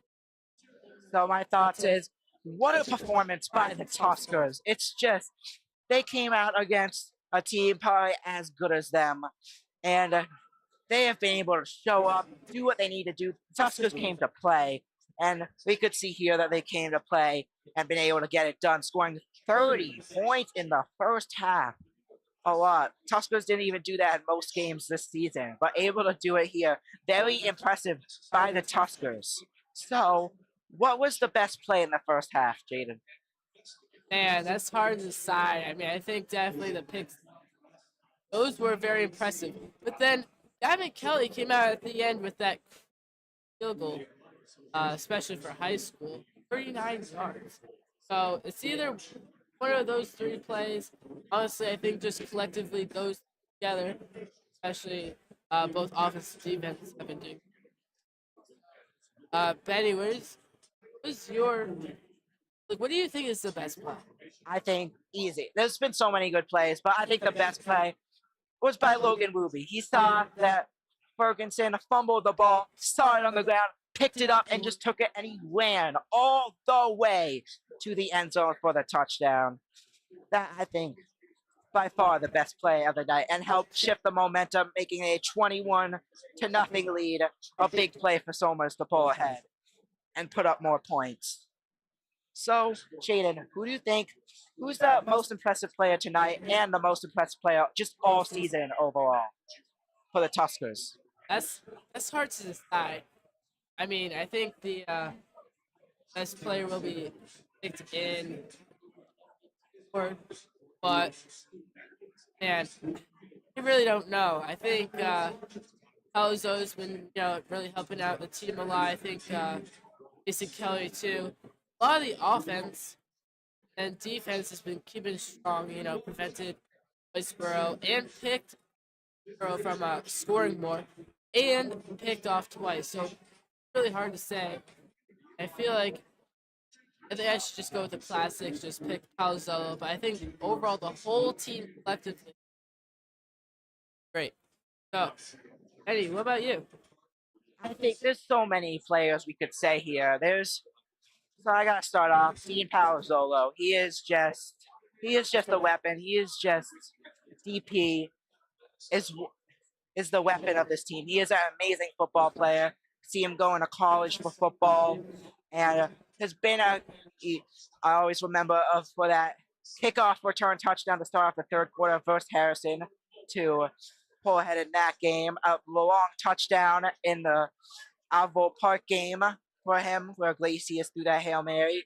Very impressive. And last year's state championship, this year he already has one. Last year's state championship, he had 3 receiving touchdowns. And he was a sophomore back then. So he's just going to get better. And next year, I'm excited to see how he does as a senior and as he goes off to college. But another player, I got to say, because there's other great players here too. So there's Miguel Iglesias. Great. Last year, he was wide receiver. This year, he took over as the quarterback, has had experience playing the quarterback back in junior varsity and so forth. Back when he's been the quarterback forever, basically, for my age group, class 2025. And basically, he's done amazing this year. He's been able to run the ball, find the opening, throw the ball to Dean Palazzolo, Cameron Violante, Tristan Iglesias, his brother, Jackson Whipple, all throw him in there, and many other players. He's been able to get the ball to the part of the field where it's needed, but also, gotta say, Mason Kelly. Mason Kelly we interviewed him on the Somers Sports broadcast. You should check out the Somers Sports broadcast if you haven't already. Our talk show episodes. Please subscribe to our talk show episodes. We interviewed him one of the episodes, and he works hard. He wanted to be a running back because of his idol, Sean McCoy, and he works hard. You could see he could get if he could find the opening, he could get down the field fast. And Mason Kelly has been a big key in the Tuskers offense. So I think I gotta say the big three: Mason Kelly, Miguel Iglesias, and Dean Palzo. But if I were to mention a few other names, there's also Jerron Faulkner, Ben Harris, Aiden Cooligan, Logan Ruby, Dean Barlotti. Those are just some of the names. Brett Kennedy that I could think of. It's just been impressive. The Tuskers have a lot. They have a lot of great players. But yeah, so Jayden, who are some players to look out for in the second half of the Tuskers? So just go back real quick. I think it is definitely hard to decide who exactly is the best player. That's why we have an MVP player vote. Go check it out in the chat, I believe. So,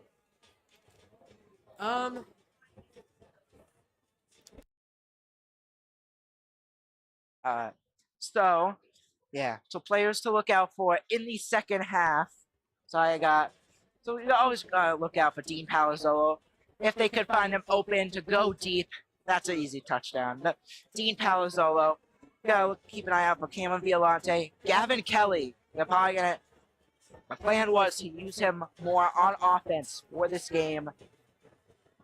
And we'll see if they decide to do that in the second half. But still, I don't think Somers is having an issue, up 30-7. So we'll see.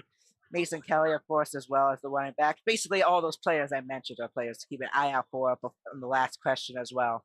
So, if you don't know who we are with the Somers Sports Broadcast Club, I was saying subscribe. We do talk show episodes each week. In a future episode today, since we're up broadcasting, our next episode coming out is ran by Brandon Nappy and Philip Rosado, part of the Somers Sports Broadcasting Club, as well as me and Jayden. They have been doing a lot as well as Mark Tankstrom, Jack Dwyer, and also part of the club who's been doing a lot, Dylan. We have Matt G, Chris Frey, and Michael Cardillo, who has been a part of the club. And our crew here today, me, Jayden, and Mark. So last year, basically, I started this club last year, and the only thing I regret about starting this club is that I didn't start sooner. I wish I thought of this idea way more time ahead. Want to give a shout out to Milo Hoffman. He gave me this idea to start this club at this very place, not the Dome, but at Syracuse. I went to tour Syracuse. He's a college student at Syracuse, also wants to do broadcasting, and he suggested doing what he did, start a broadcasting club. Took time to figure out what that is, and that's exactly what I did. Started a broadcasting club, and did so much work this year, and here we are in the booth at the state championship. I just want to thank everyone who's gotten us to this point. So I want to start off. Mr. Haddam took over for the advisor for our club at the beginning of this year, allowing us access to the athletic conference room. But not only that, he's done so much for us. He's given us the opportunity to broadcast Somers varsity football games visually, along with Mr. Catalino, who does the varsity football games, also our former athletic director. Mr. Haddam is our current athletic director, for those who don't know. Mr. Catalino does the games for Local Live. He's actually sitting right down there.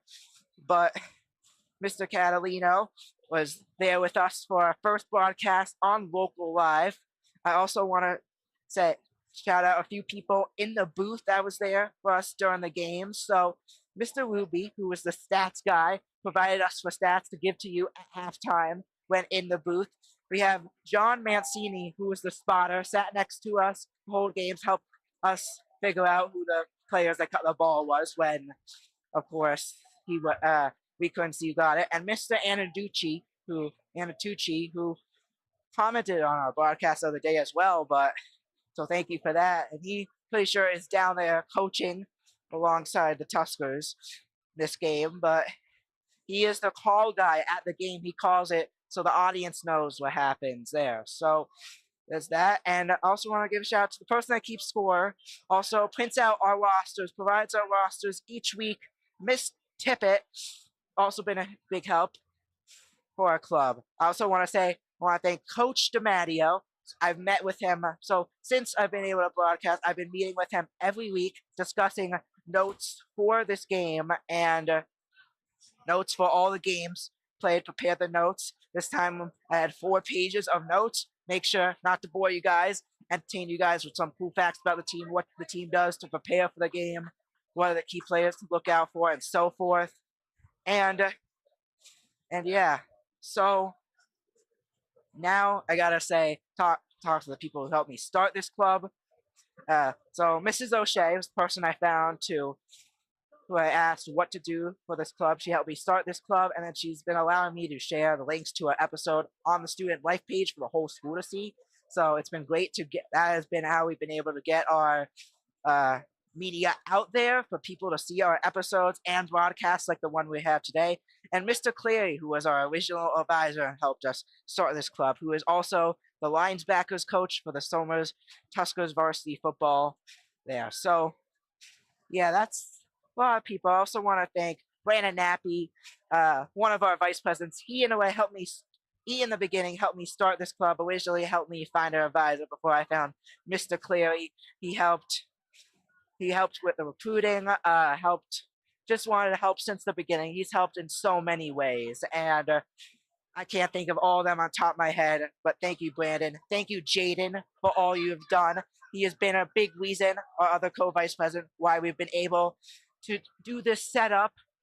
He's the reason why we're here today, basically, with the setup, with the computer, with the mic, with the headset. Without him, none of this would be possible. I'm excited to see next year what Brandon and Jayden does with this club, and hopefully I can join them for some broadcasts at Somers and maybe, just maybe, at Syracuse. Yeah, and Benny, same with you. I mean, if you haven't started this club, if you hadn't put in all the effort it takes, you haven't, actually made this happen, I mean, this wouldn't happen.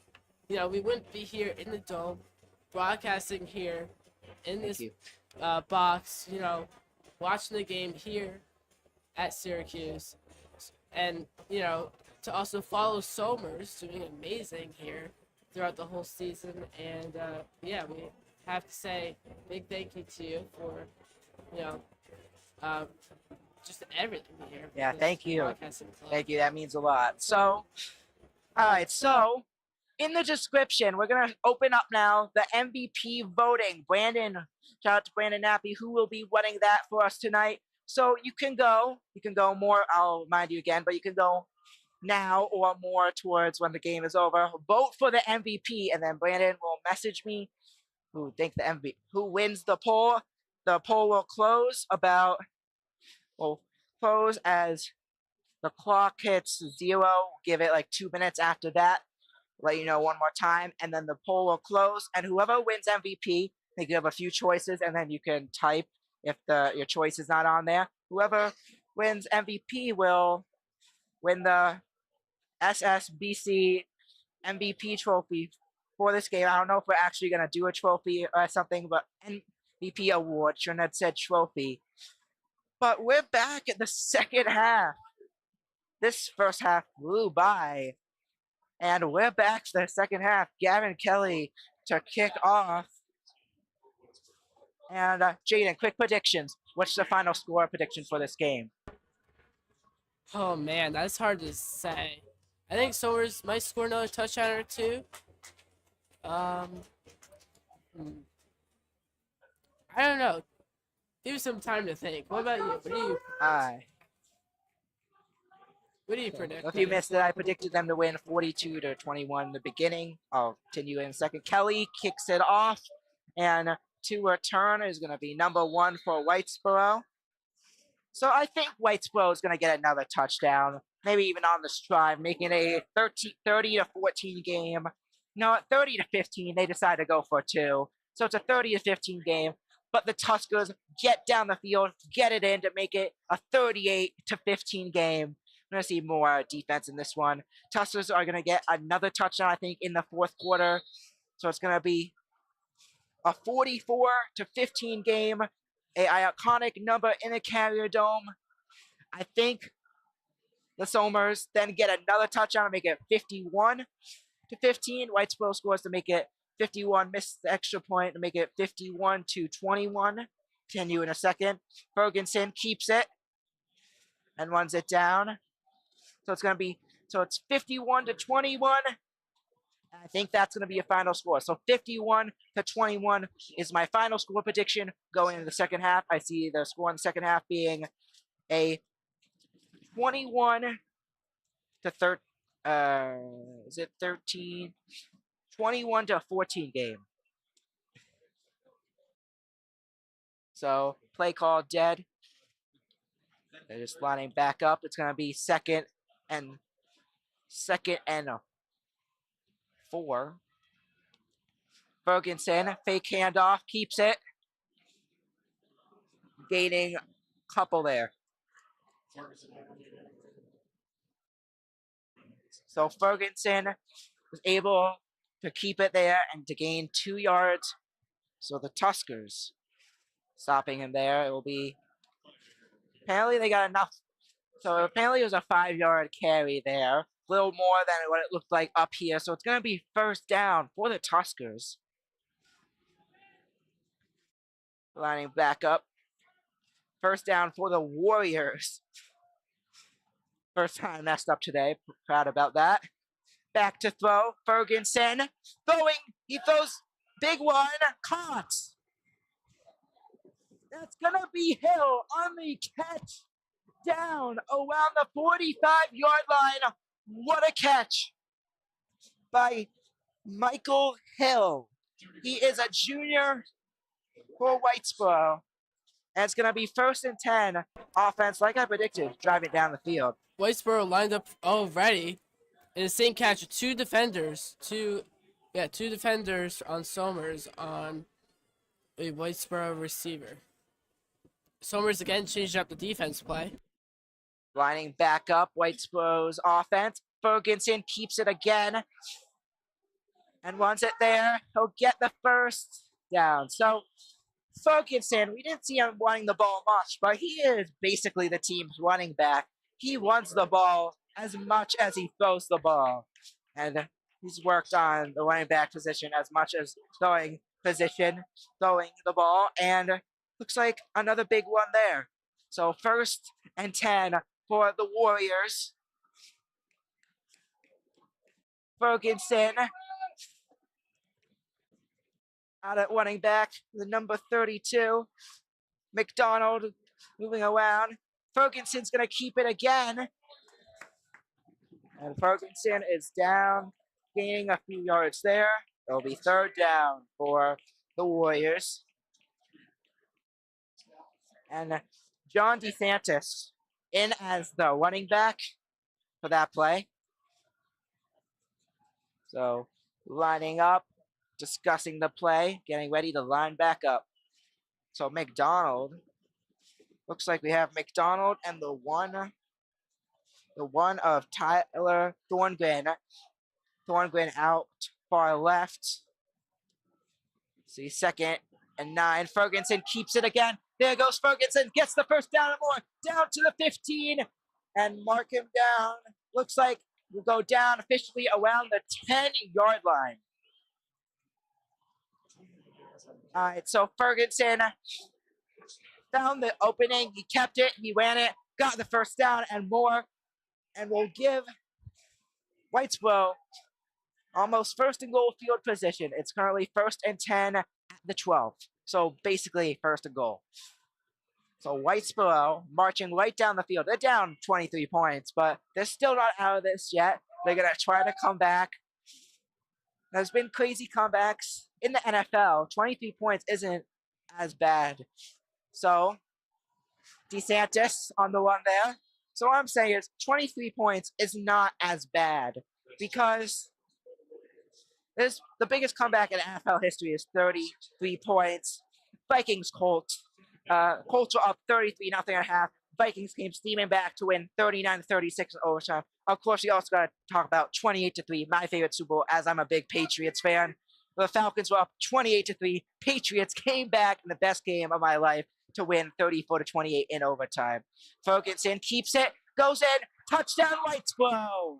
Memphis Ferguson on the one and the touchdown. And Whitesboro is going to be on the board.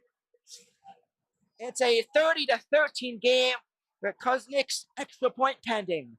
So Ferguson finds the opening once again and runs it in for the touchdown. Jayden, what are your thoughts on the play? I mean, Whitesboro coming straight out of the gate, just going straight down with a big drive and made that touchdown. So here's the extra point kick. Yeah. So like I predicted, drives down the field. Whitesboro gets a touchdown, and Kuznick's extra point is good. So it's going to be a 30-14 game. Tuskers still up. They're still up by 16. But 16 isn't a lot. 16 points now. If Whitesboro can get back the ball without scoring, and Whitesboro gets another touchdown, all of a sudden it's a one-score game again. So Somers playing great in the first half. They got to figure something out. And Whitesboro marches right down the field to get into the end zone. So as they get ready to kick off, so when down on the scoreboard, and this is what I asked Coach DiMatteo, when the Tuskers are down on the scoreboard, how do you keep your athletes engaged and motivated? I asked this to Coach DiMatteo. This is on the field, in the locker room, so forth. It's by reflecting what they do. They reflect on their preparation and reminding the Tuskers that they're playing for one another and the Somers community. So, getting ready to kick off.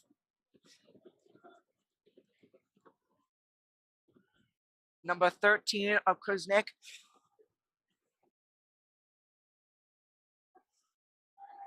To return, Dean Palazzolo, Cameron Violante, Jackson Whipple. Palazzolo touches it, bounces, and he gets it. Palazzolo's going. Palazzolo's to the 30, to the 40, to the 50, and down around the 45-yard line. Or is he still in? Maybe down by the 30. A kickoff return, and Tuskers going to be 1st and 10 at Whitesboro's 30. And they're 30 yards from the end zone. 10 yards from the red zone already. Dean Palazzolo, he's talent. He could get the ball right down the field. An incredible Palazzolo play there. He literally took it from like the 5-yard line and brought it all the way down to the other side to the 31.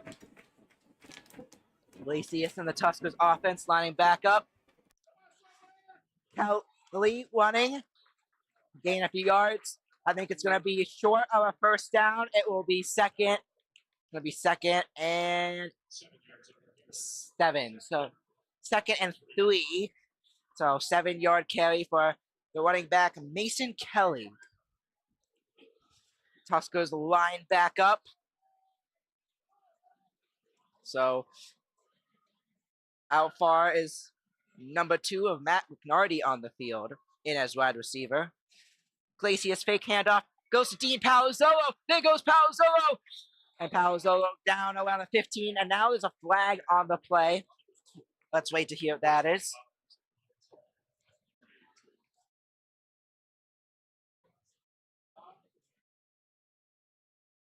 So another hidden weapon for Somers this season that they've explored. Cameron Violante, as a sophomore, he's just gotten better and better throughout the season, and he'll be a key wide receiver. Well, who knows? They may give him another position. We'll see next year. He's a key player for the Somers Tuskers offense, only as an offense.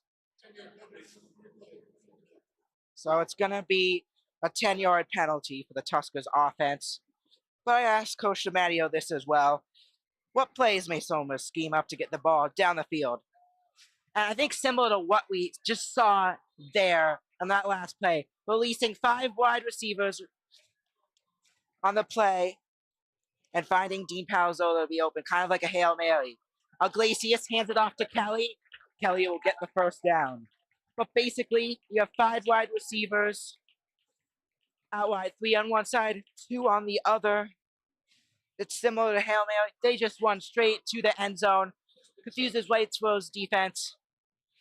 And then they could either hand it off to Kelly. Kelly gets the yardage, picks up the defense, or they get it to one of the wide receivers, maybe a more hidden wide receiver for a touchdown. So Iglesias, back, he'll keep it. Iglesias going to the 5. Touchdown, Somers. Miguel Iglesias. And Somers now has 36 points up on the scoreboard. And a reminder, you can vote for the MVP. Link in the description. Also, Brandon should be adding it to the chat for us. So link in description or vote for the MVP, and we'll be announcing the winner at the end of the broadcast. What an incredible drive there. Deep Palazzo, especially with a huge gain there. And then Miguel Iglesias to bring it in for that final the touchdown at the end of the drive. 36-7. Kelly's up for the extra point. It's good. So 37-14. And the Tuskers have been showing up. They've been able to do what they need to do. Whitesboro marched down the field, got a touchdown. But the Tuskers marched right back down and answered right back. Currently a 37-14 game. Already scored more points on both teams' ends. They both have scored more points than each other in last year's state championship against each other.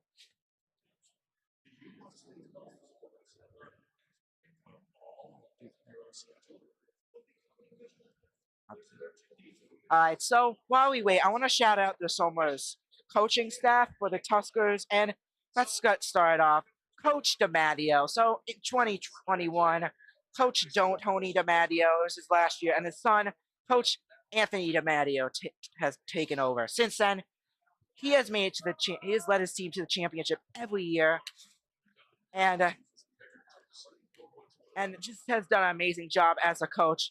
I think he's done amazing, and just very impressive. And we're going to have him on in a couple episodes for the interview, so stay tuned for that. Continue with the roster in a bit as Kelly kicks it off.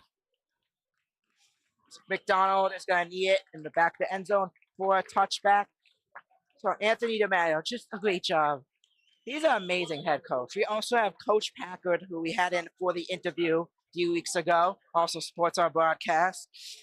Be able to give good ideas. I also want to give a shout out to Mike Soforowski, Mr. Soforowski, who's also my 9th grade gym teacher. He is a coach on the Tuskers, for the assistant coach for the Tuskers. We also have Mr. Cleary, our original club advisor, as the linebackers coach. He was our first ever interview as well. Big thanks again for him. Also had him as an SIS gym teacher, and in addition to Mr. Haddam, and I had him for wellness in 10th grade. And then all people I know. We also have Mr. D. LaFippo and his brother who coach. So on the one there, Ferguson is going to keep it. So Mr. D. LaFippo, the assistant coach there, and his brother, young brother, who also coaches on the team. And then we also have Kevins. We have Coach Kevins and Coach Carpenter. Yeah, also have Coach DiMatteo, someone who still helps out. We have Coach Tony DiMatteo, still helps out time. Coach Antonucci, the JV head coach. So to throw, Ferguson, and it's going to be almost a pick by Miguel Iglesias, but it will be incomplete. McDonald was the attended receiver. Coach Antonucci and Coach Jackson, the assistant coach for JV, also on the sideline today. That is the Tuskers coaching staff. Lining back up. It's going to be 3rd and 3 for Whitesboro's offense. DeSantis in as the running back. Whitesboro crowd is going wild. Thorgreen. Handoff. So Ferguson keeps it. Thorgan was out far to the left, but Ferguson keeps it, and it will be a new first down for the Tuskers. So it was a fake handoff. He made it right through and is now Whitesboro is out at the 37-yard line.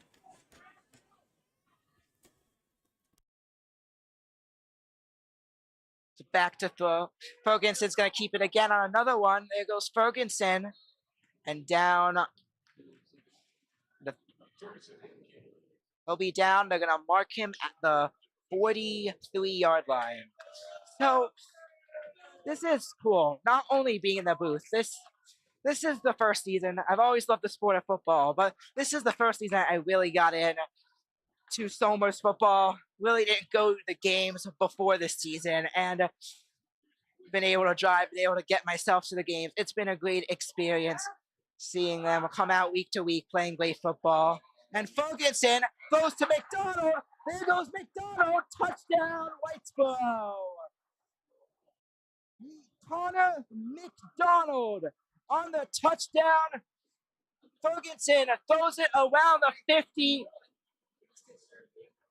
And he's going to throw it about 50 yards. And Whitesboro now has 20 on the scoreboard.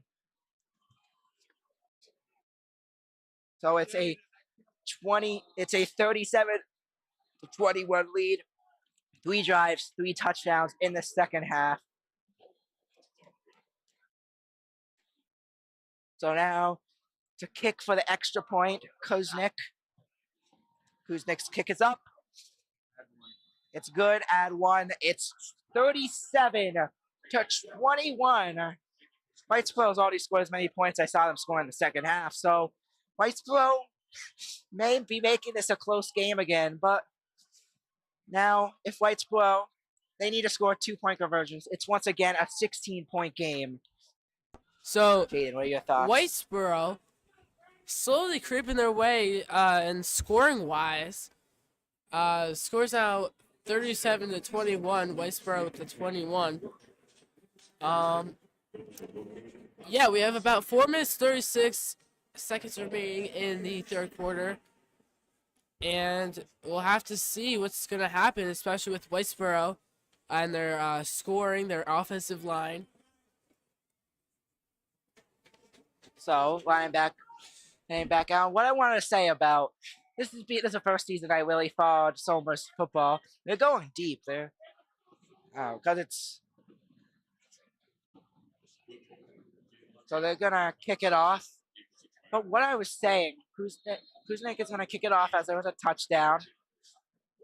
The real thing I like about the Somers is the Somers, how they come together as a town each matchup and they're able to come back to the team. Onside kick, and there's a flag on the play, a Whitesboro offside, so Somers covering, they're probably going to decline that. JJ Penzo was going to recover the onside kick there, but just seeing the Somers community come together, root for this team, something that I really enjoyed being part of this season, watching the game as a fan and then commentating the game in the booth and even on the road at home and even at the road when we did virtual games from my house. It honestly makes sense why Whitesboro did that kick there. They are down in scoring and is trying to come back up.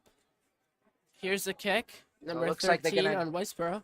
So they're going to do another onside kick. At least Somers is prepared for another onside kick. So Kuznick is going to kick. Looks like he does the kickoff. Dean Palazzolo out in the backfield, but another flag on the play. So they may be doing this again.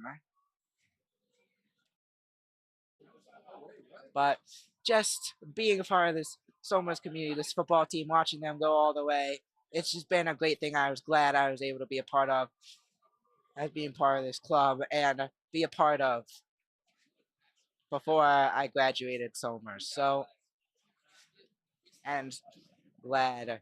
Only thing I regret is not being part of being able to make the games sooner. But this season, a great season of Somers football. But back to kickoff again. This is the third time, as it's been 2 flags. Who's Nick? So, since Whitesboro accidentally revealed their plan, they're now actually going to do a real kick instead of offside. I don't know, actually. Let's see what they do. Now they're going to do a wheel kick. It's low this time. And received. He's still up. Oh, fumble! Oh, no. It's a fumble. Whitesboro thinks they have it.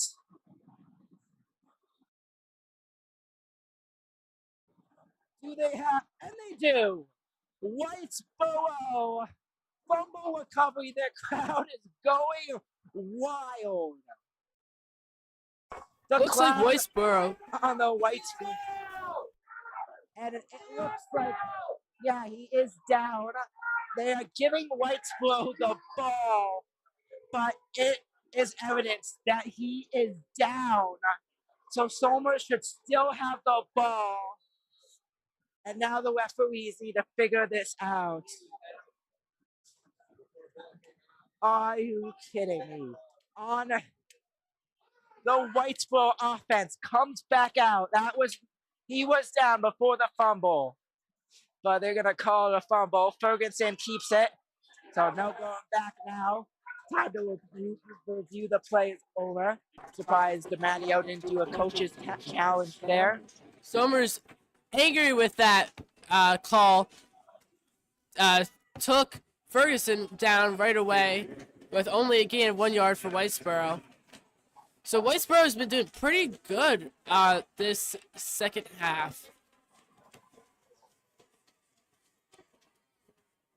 Looks like players are changing the play. So changing up the play again. Discussing the play. We got DeSantis as the RB, Ferguson as the quarterback, Donald as top wide receiver. Ferguson, there goes Hindigo on the stop, and the Ferguson will throw it out of bounds. Justin Hindigo on the stop there. Ferguson, under a lot of pressure, threw a wild throw. Threw a wild throw under a lot of pressure, but there is a flag, so.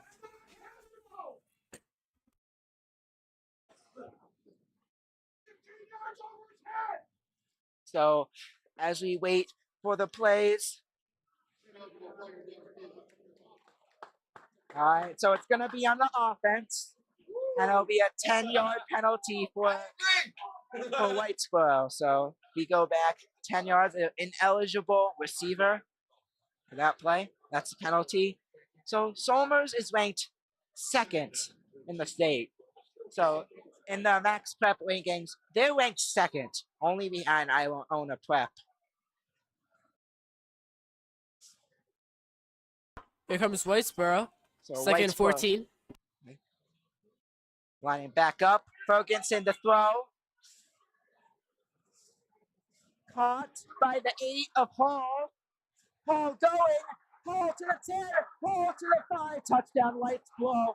And folks, we have a 1-score game with a 2-point conversion. It could be a 1-score game.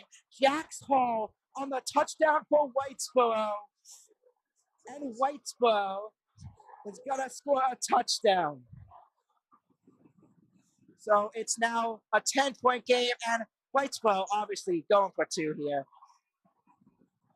Somers keeps their energy if they want to prevent Whitesboro from winning. Whitesboro with a crazy sneak, a juke around Somers, and then made it in right along the boundary line to make it in for that touchdown. We have 3 minutes, 21 seconds remaining in the third quarter. So a critical 2-point conversion here. Whitesboro's got to make this to make it a 1-score game. And how crazy would that be? Ferguson keeps it. There goes Somers on. Incomplete. Somers, Miguel Iglesias, Will Marcus, and McDonald will drop it. Those 2 on the stop. And the Tuskers the Tuskers defense are able to show up. And Whitesboro not able to complete this 2-point conversion. So it's currently A 37-27 game. Tuskers up currently by 10. Somers Spears staying high even after that drive. Whitesboro is also going nuts. So we are currently in the third quarter. We just updated the scoreboard for you as I just realized it said second. This is a crazy game. It's 10 points. Somers needs the momentum. We are showing it here as well in the booth. Somers, Whitesboro has the momentum right now. I know they didn't get the 2-point conversion, but Somers has a little momentum. They got to get the momentum back. This is to be able to take back control of this game. Somers has to score a touchdown on this drive. However, if they don't, they're in trouble. Whitesboro scored 20 points. It's been 20-7 in this third quarter for Whitesboro. And wow, it's crazy. It was a 37 game. We're now at a 10-point game. It's not even the fourth quarter yet. Jayden, what are your thoughts? I mean, I think it's just crazy. Whitesboro definitely is getting a lot of points on the score, on the scoreboard. So I think Somers is still going to take it in the end. They have to keep their spirits high to make it happen. Now, here's the kick. So Kuznick kicks it off, low kick, and it's just going to roll out of bounds. Actually, no. Someone to pick it up. It's Cameron. Looks from here. It was Cameron Violante on the kickoff return there for the Tuskers, and Iglesias and the Tuskers offense heads back out on the field. So Somers receiving at about the 15, brought up another 15 more yards, giving them decent field position at the 32-yard line to start their next drive. 3 minutes, 17 seconds remaining in the third quarter. Ball's on the 32-yard line. Iglesias hands it off to Kelly. Kelly going, and it's going to be McDonald who runs Kelly out of bounds. It's going to be second down. They're going to move them back 1 yard. So 2nd and 11 for the Tuskers. Kelly, unable to make progress forward there, kept going over to the right more and more and could not get past that defense, and eventually got booed out of bounds. So that'll bring it 2nd and 12 for Somers. 2nd and 12. Palazzo Iglesias in the offense. Lining back up. Iglesias. Fake handoff to Kelly. He'll keep it. He'll throw it. Cameron Violante down around the 46-yard line.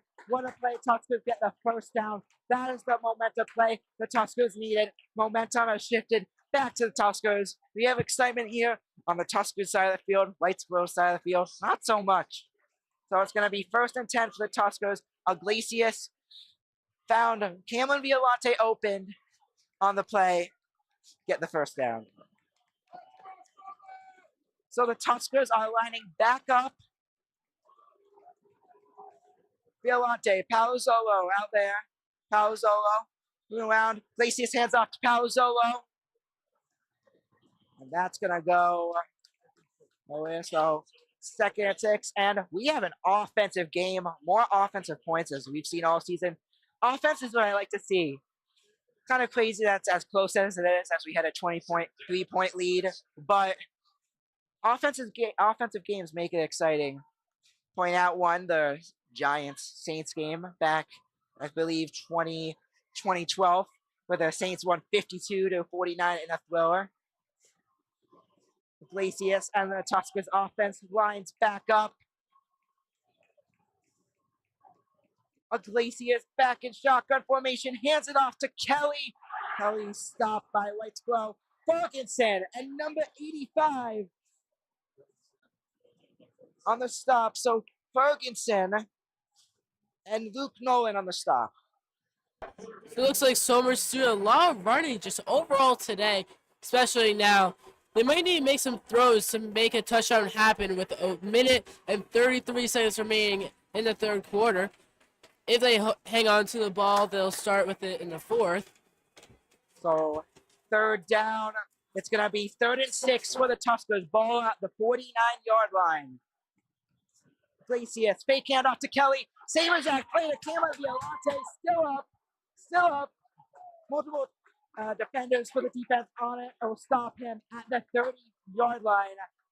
So we saw that play again where Iglesias kept it scrambled and then up a little to the right and threw it to Cameron Violante in the middle of the field, to making it 1st and 10 for the Tuskers. Somers offense really using number 10, Cameron Violante, a sophomore, to make this drive possible.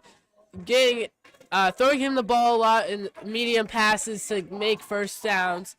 And we have a minute remaining in the third quarter. The ball is at the 31. It is very possible Somers can get this touchdown. Tuskers lining back up. And looks like R.J. Peterson. There's going to be a flag on him as number 61 jumps early on that play. It will move the Tuskers back 5 yards. We saw that was an obvious penalty here. From here, he moved too early, and it will be 1st and 15 for the Tuskers. So 1st and 15 for the Tuskers. Iglesias, fake handoff to Kelly. There goes Iglesias down. Ferguson on the stop. And it's going to be 2nd and 4. 2nd and 14. Not 4. So 2nd and 14. Tuskers got to figure something out here. They need to get the first down. As going for it on 4th down has not worked well for them today. So Tuskers offense back out there. And looks like there's going to be a timeout. That's the end of the third quarter, folks. Somers going to start with the ball in the 4th. So that's the end of the third quarter. We will be right back after a commercial break. Watch the Somers Sports Broadcast, where we break down the world of sports. Back, he throws. There's 2 defenders on the tight end. Interview guests. We're here with Coach Packard, who will be interviewing today. Predict upcoming sport games. To win it 26-23, the Chargers win. Debate sports. Who is the best NFL team of all time? The Cowboys have won 5 Super Bowl titles. The Patriots, one of the best teams. Discuss our opinions on the latest in the world of sports. Alex Bowman. I think he could make it far. He's been impressive. And much more. A fumble. This could be game. I'm with Nicky Duffy. Dean Palzal. I would definitely say DP, Dean Palzolo. He definitely had a great game. Just a Hail Mary. Will he get it? Bounces off the Bears defenders. Touchdown. When I first joined last year, you wanted me long distance, but then you threw it. And I think by now we've really proved that we are the most dominant team in Section 1. It's going to be a pick. Picked off by Miguel Iglesias, and he's going back. Watch our weekly talk show episodes of the Somers Sports Broadcast. You could find them on YouTube and Spotify. Hi, folks. So that was a trailer. If you didn't see it earlier, a trailer I made for the Somers Sports Broadcast. Check it out. Watch our weekly episodes and follow our Instagram and Twitter. We're on that. The Somers Sports Broadcast. THESPORT BROADCAST.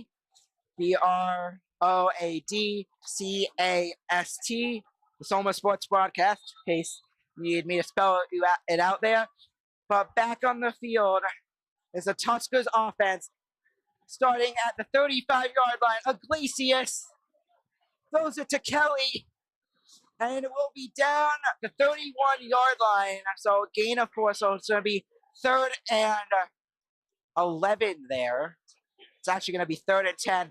And if you haven't already, Brandon has set up an MVP vote poll. Vote in the description on who you think deserves to be the MVP of this game. We will be revealing the winner at the end of the game. So go on, link is in the description. Leave Brandon also put it in the live chat. That would be great. Vote on who you think is the MVP, and the winner is going to be the winner of the Somers Sports Broadcast Club MVP. Iglesias back to throw. DP caught. Dean Palazzo catches it and will go out of bounds at the 12-yard line. marching right down the field. So it's going to be 1st and 10. And the Tuskers marching back down the field, doing what they need to do to retake control of this game. Lining back up Iglesias and the Tuskers offense. Tristan Iglesias, Cameron Violante, Dean Palso as the wide receivers. Iglesias fake handoff to Kelly. Iglesias going in the end zone. Touchdown, Somers. Miguel Iglesias. I can't even keep track of how many touchdowns he has gotten today, but an unbelievable showing for the Tuskers, who have now put 43 points up on the board. And the Tuskers did what they need to do. Started the 4th quarter to go up 43-27. Extra point. Kelly is up. Its extra point is pending. And Somers on the board. Kick is up. It is good. So it's going to be a 44-27 lead for the Tuskers. And Tuskers have now scored 44 points. A number very iconic in this dome. Jim for Syracuse, 44 orange. Jim Boeheim, Jim Brown, Jim Boeheim. Some of the names also on the Hall of Fame. That's cool. Jim Brown, a Hall of Famer in the NFL, one of the best of all times. Think about it. Played here as a student for Syracuse. Jim Brown, one of the best of all times. And yeah, so thank you for everyone tuning in. If you missed it, vote in the description on who you think deserves to win MVP for this game, and the winner will be announced. At the end of the game, or like a minute after it ends, after we recap the game. So Gavin Kelly is gonna kick it back off. To receive is McDonald, and the number one of Thorgreen, and it's gonna roll back into the end zone for a touchback. So Whitesboro comes back out. They are now down by 17 points. All right, folks, so I'm back. I mean, what I'm seeing from Gavin Kelly is super impressive. I've never seen him, like really any high school game, have this many touchbacks from kickoffs. It's very impressive how he's been constantly getting it into the end zone and, making Whitesboro start at the 20, or they decide to start at the 20. Okay, Right, players so lining back up. Whitesboro's offense lining back up. Ferguson fake handoff, going back to throw. Caught by Thorgren and stopped by John Faulkner and Ben Harris. So Ferguson kept it, tried to threw it to number one Thorgren, and stopped by 2 defenders. It will be 2nd down for the Tuskers. Looks like some forward progression there. Player down on the field for Whitesboro. So I'm receiving word from our source, Brandon. We already have 1,000 views of people clicking in and out on our live stream, passing views. So thank you for everyone. We're hitting record numbers here in the state championship. And as we go on a timeout, so it's an injury timeout. Someone is down on the field. The Somers Tuskers up 44-27. Let's just recap their season. So they started against Wambapo. They were up 40-14, but Wambapo came steaming back. But the Tuskers offense were able to hold Wambapo off to win 40-35. Week 1 of the season, Yorktown played them tough. That was week 0, by the way. Week 1 of the season, Wambapo. Week 1, Yorktown played them tough. It was 10-0 Somers at halftime, but Yorktown came back and took a 12-10 lead. And then Somers got the winning touchdown to win 16-12. Then the next week, this is where Somers really came together. We currently have 2 players down on the field, but it was the next week where Somers came together against Mayapack in that second half. They dominated to win the score. I predicted Tuskers to win 43-20 in that game. They wound up winning 42-20. So Tuskers go on. They're 3-0. Then they take on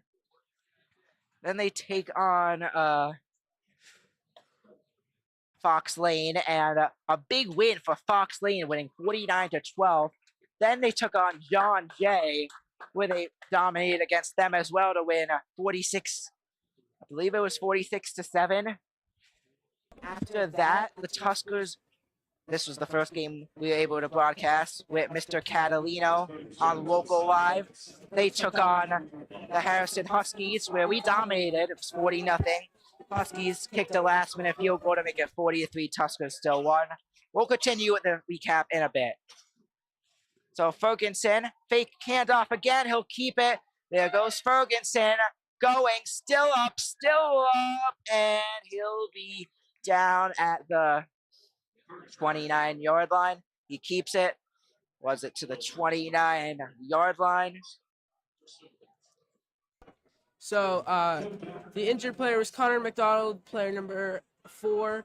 He's in 10th grade, and he is a strong player for Whitesboro, so their performance may be affected without him. Jayden, that's a key loss for Whitesboro. It's a key loss for Whitesboro. Whitesboro may be affected by this loss, but in shotgun formation, Ferguson keeps it again. It's going to be a first down. So 1st and 10 for Whitesboro. See they mark it. It'll be 1st and 10. Ferguson keeps it, runs it for the first down. 1st and 10, a ball at the 37-yard line. So after Harrison, they took on Brewster. Brewster, better than past years. They were a good team. And they actually made the game exciting at the beginning, but Somers was able to then pull ahead, take the lead away in a 38-7 in that one. Ferguson keeps it there. Now there's a flag on the play. But after that, so there's going to be a flag on offense. So that moves Whitesboro back 5 yards. A false start on offense for Whitesboro. So it's going to be ball 1st and 15. Tuskers lining back up.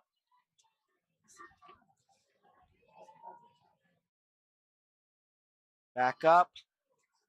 Fake handoff to throw. Caught by Hill. Hill running around. Hill going.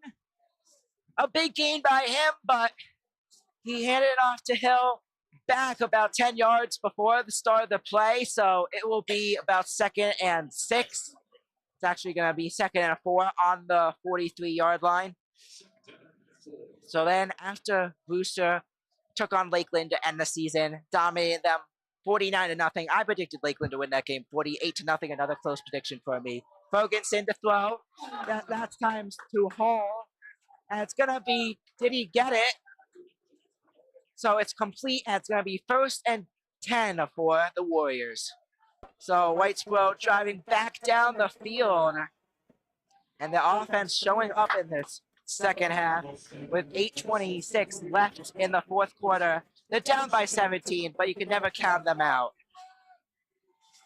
Ferguson and the Warriors offense lining back up. Ferguson, he'll back to throw. Picked off! Logan Ruby! What a day he has had! Logan Ruby on the interception. The Somers Tuskers take the ball over 1st and 10. The ball goes right to Ruby. What a play by him. Yeah, what a fantastic interception there from Somers. Definitely what they need to prevent Whitesboro from coming back. There is still a lot of time on the clock for Whitesboro to possibly score some more. But if Somers completes this drive, gets another touchdown, it's going to be very challenging for Whitesboro to come back. It already is, with Somers leading by 21 points right now. All right, so lining back up. Glacius keeps it again. And will gain about 1 yard there, so it's going to be... So it will be second. And we'll see who they mark it. Second and 8 for the Tuskers. So if you haven't already, make sure to vote MVP vote in the description. There's a link. Vote for who you think deserves to be MVP in this game. Glacius hands it off to Kelly, and no gain there.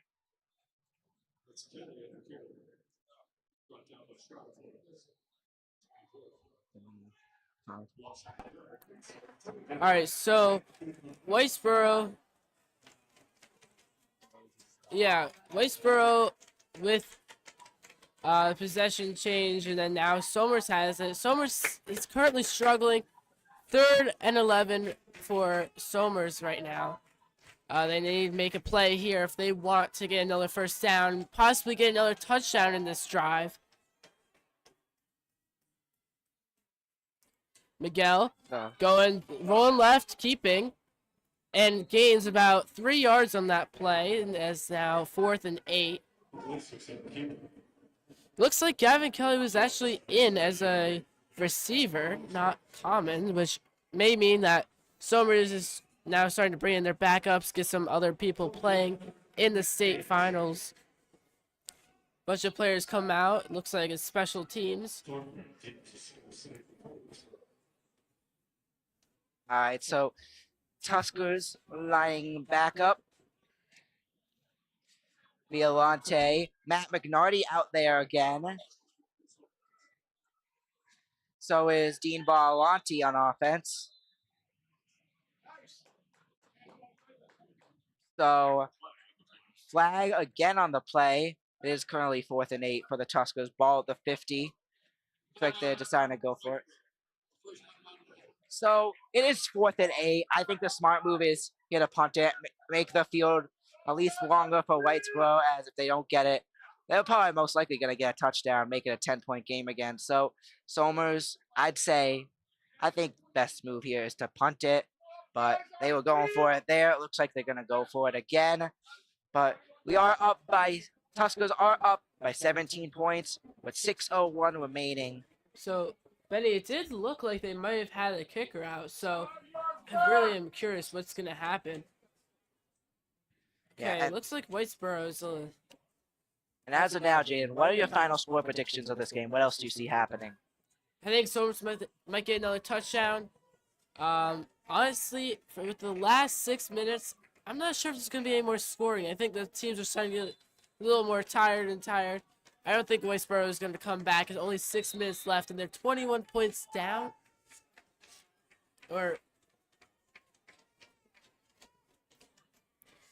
Sorry, 17. They do the smart move. They're going to punt it away. Very high kick. Gavin Kelly punting it away.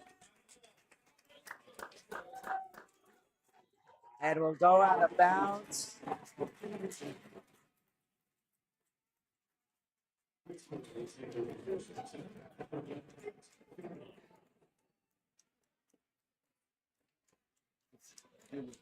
So Whitesboro comes back out. They'll be starting at the 8-yard line. A good kick by Gavin Kelly. So back towards the other end zone. So 44-27 are your current score. As Whitesboro's offense comes back out.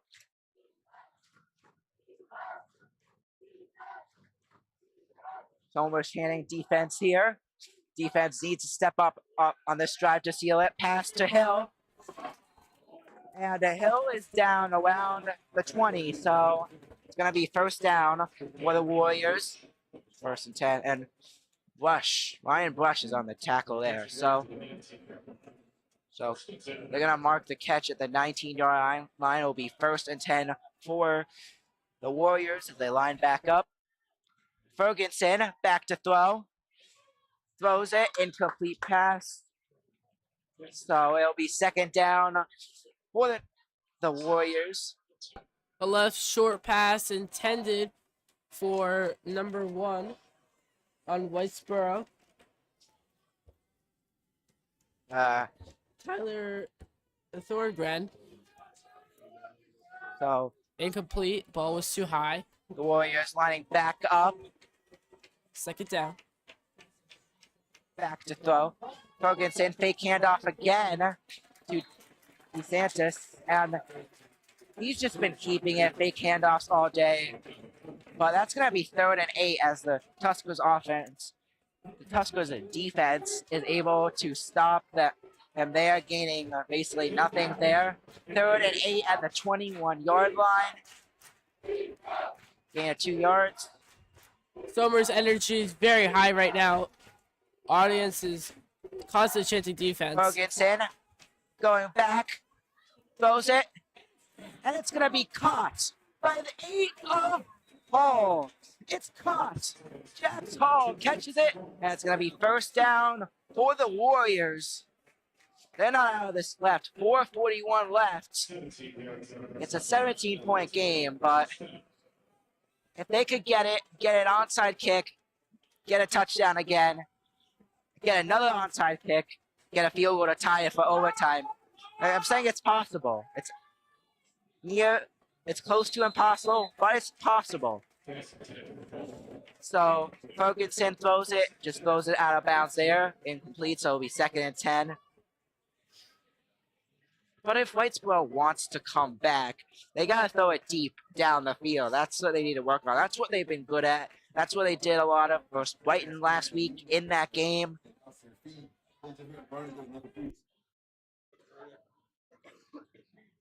But 2nd and 10. Thank you for everyone who's tuned in. Back to throw. It's going to be incomplete. So 3rd and 10. The Tuskers defense showing up on these plays again. 3rd and 10 for the Tuskers.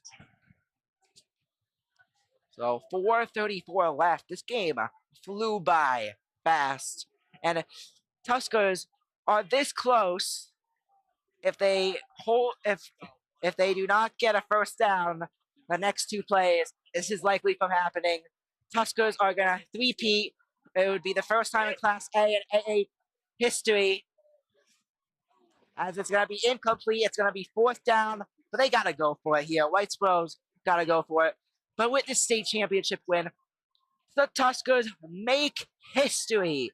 And the Tuskers would be the first ever team in Class A or AA to three-peat as champions. Ranked 2nd in New York State. This is a talented team led by Coach DiMatteo. Coach DiMatteo, a special coach. He has a special talent there as coach. Maybe he may go even further one day in his coaching career. We'll see. But Ferguson back to throw. Picked off. And that will do it. Timmy Monahan with the game-sealing interception down around the 34-yard line. And folks, that's got to do it for the Tuskers. The Somers Tuskers are well on their way to their 4th New York State Class A championship. This will be their 3rd in a row. 3rd under Anthony DiMatteo as their head coach.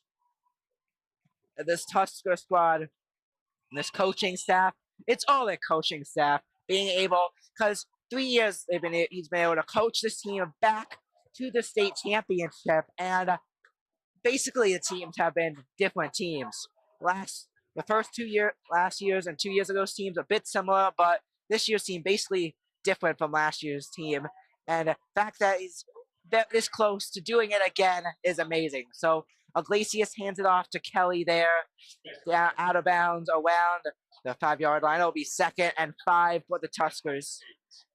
2nd and 8 apparently. Thought he went farther. Apparently he didn't. So 2nd and 8 for the Tuskers.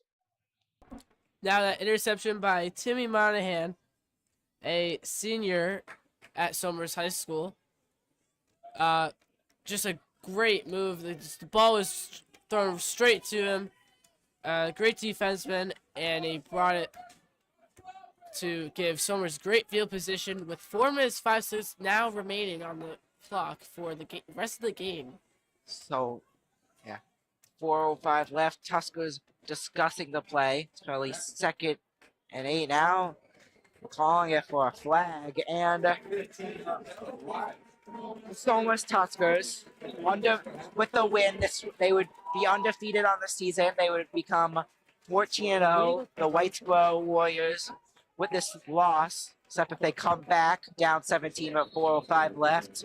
Unlikely at this point. The Whitesboro Warriors are gonna fall to 13-1, and what an amazing journey the Tuskers did this year. Came into the season doubted, and they fought all the way, proved the haters and doubters wrong, and got all the way, and they're going to win another state championship. Unbelievable performance this season by the Tuskers, led by Miguel Iglesias, Mason Kelly, and Dean Palazzolo. Looks like 53 possibly injured. A little struggle there to get up and walk, but looks like he's okay now. So, looks like an eligible receiver there. Oh. Tuskers offense, line back up. Could they put 50 on the board? Something they have not done all season. Iglesias hands it off to Kelly. Kelly going, and out of bounds at the 4-yard line. Putting 50 on the board. They've scored 49 multiple times this season, but have not been able to get over the magic 50. Once you've scored 50 points, it's basically like you won, except if it's the Rams and the Chiefs back in 2018, both 10-1. In that crazy 54-51 win for the Rams. 50 wins usually means you've dominated, had a great day, and are gonna win. Hey, good progress there. Done by Mason Kelly there. Just ran all the way to the left. Got so close to the end zone. Did not make it for a touchdown, but let's see. Iglesias hands it off to Kelly. He's in! Touchdown! He's gonna be down. He's gonna be short. He is short. He's basically in, but his knee is down just before the line to get in. So 2nd and goal, ball the 1. 2nd and inches, not even the 1-yard line. 2nd and inches. Here, we're likely going to see Miguel Iglesias, QB sneak it in for a touchdown. Get another one. Miguel Iglesias. Have not keep track. He's gotten so many good touchdowns. He's got so many touchdowns today. Amazing job. Hands it off to Will Marcus. No, Mason Kelly for the touchdown. Mason Kelly gives the Tuskers 50 on the day, and Mason Kelly marches it in for the touchdown, and score now becomes 50-27. What a high-scoring game. 50 points in the state finals against Whitesboro. Just incredible performance by Somers' offense. Here's the kick by number 31, Gavin Kelly. Gavin Kelly. JJ Penzo, your holder. Kick is up. It's good. So 51.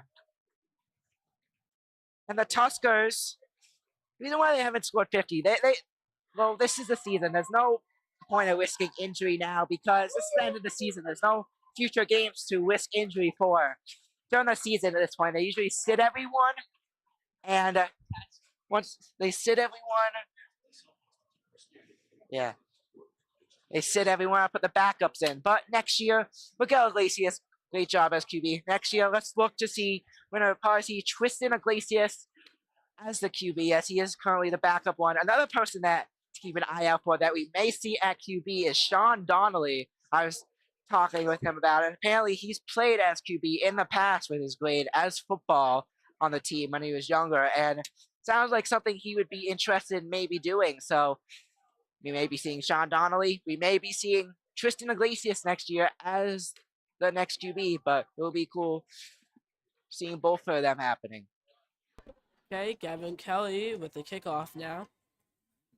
So back to return is number 1. It's number 1 of Thorngren and the 13 of Kuznik. And a low kick. Thorngren to return it. He'll be down around the 25-yard line. And the Somers offense is celebrating as they are well on their way to their 4th state championship. And I wonder, I wonder where we rank as any other teams in Class A won 4 state championships. That's something I wonder. But those intent were this close to winning our 3rd year in a row, making history. And Jayden, what are your thoughts on this game, just overall? I mean, it's just been a great game. A lot of scoring from both teams, as I said earlier.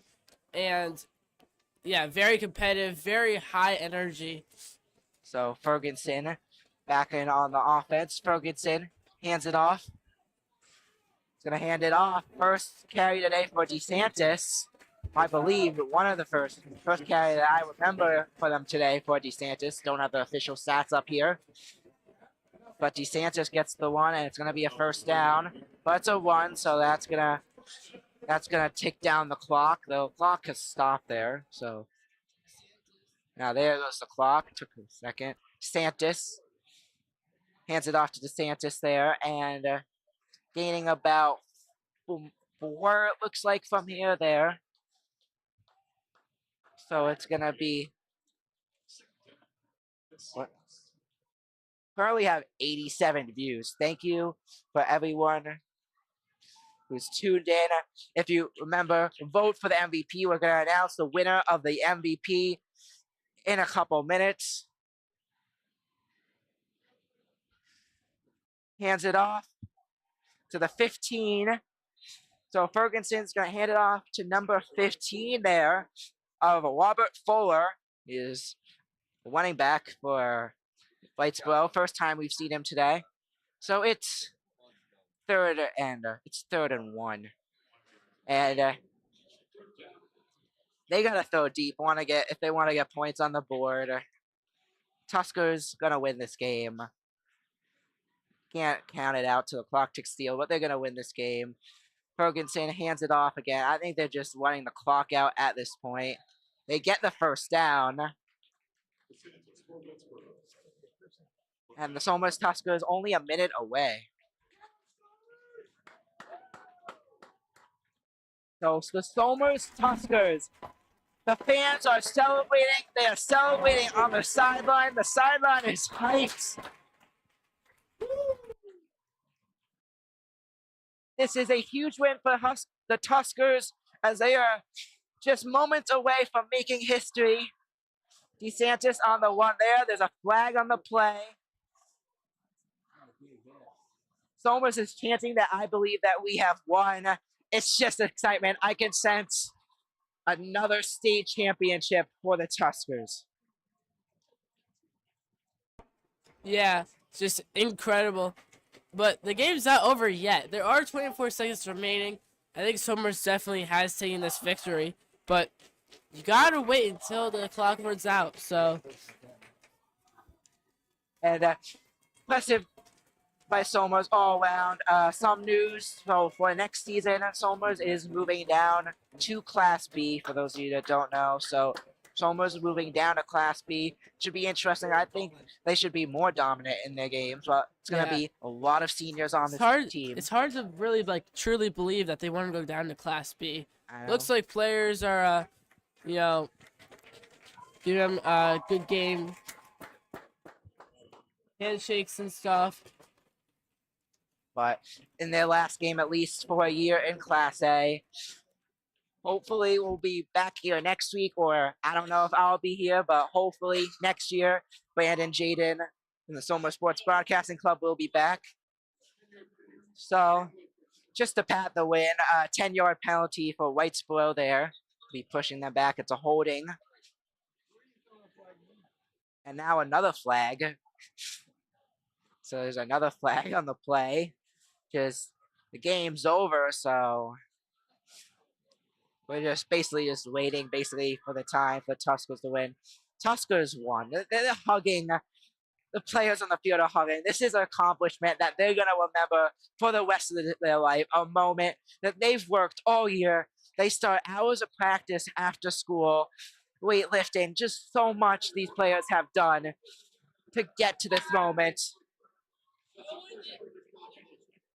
Okay, so apparently the refs is calling unsportsmanlike conduct, even though all the players, you know, they were giving each other handshakes, you know, they were giving them hugs, saying good game. So now it's 1st and 35, but 24 seconds remain in quarter 4. Refs really having the last say here, you know, just giving Whitesboro extra hard time.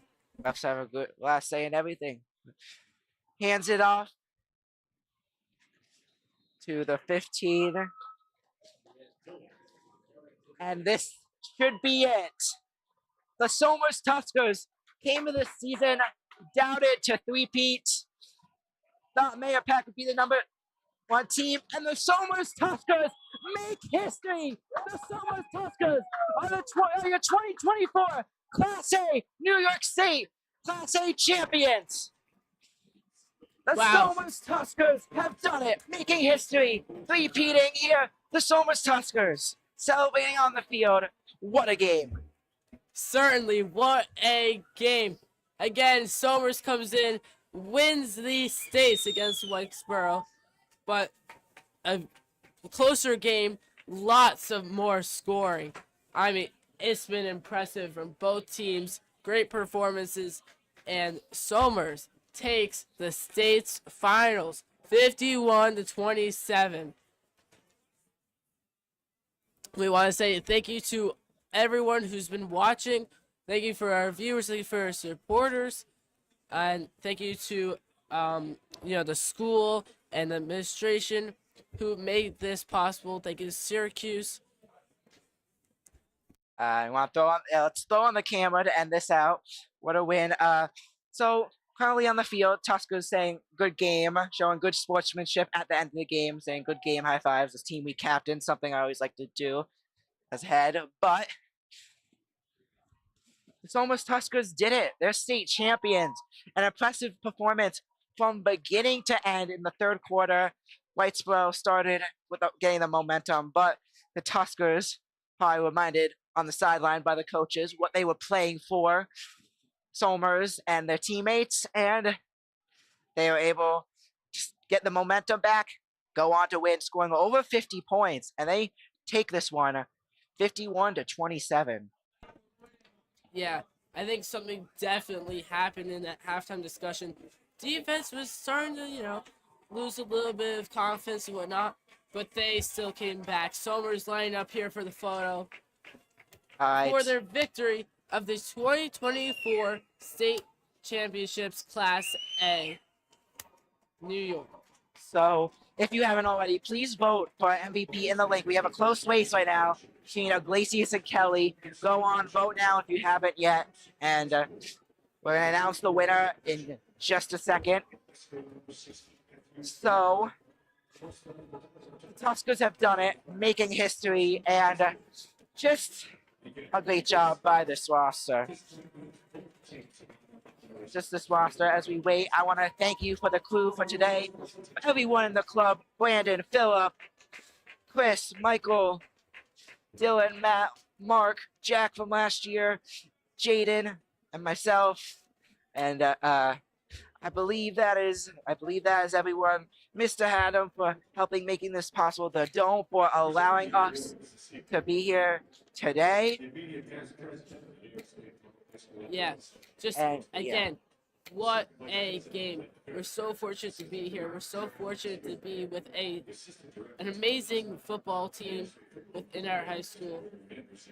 And, congratulations, Somers, for winning the state finals, New York Class A.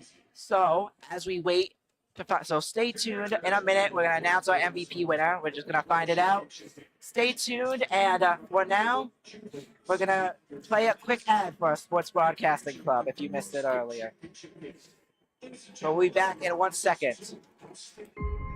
Watch the Somers Sports Broadcast, where we break down the world of sports. Back, he throws. There's 2 defenders on the tight end. Interviews. guests. We're here with Coach Packard, who will be interviewing today. Predict upcoming sport games. To win it 26-23, the Chargers win. Debate sports. Who is the best NFL team of all time? The Cowboys have won 5 Super Bowl titles. The Patriots one of the best teams. Discuss our opinions on the latest in the world of sports. Alex Bowman. I think he could make it far. He's been impressive. And much more.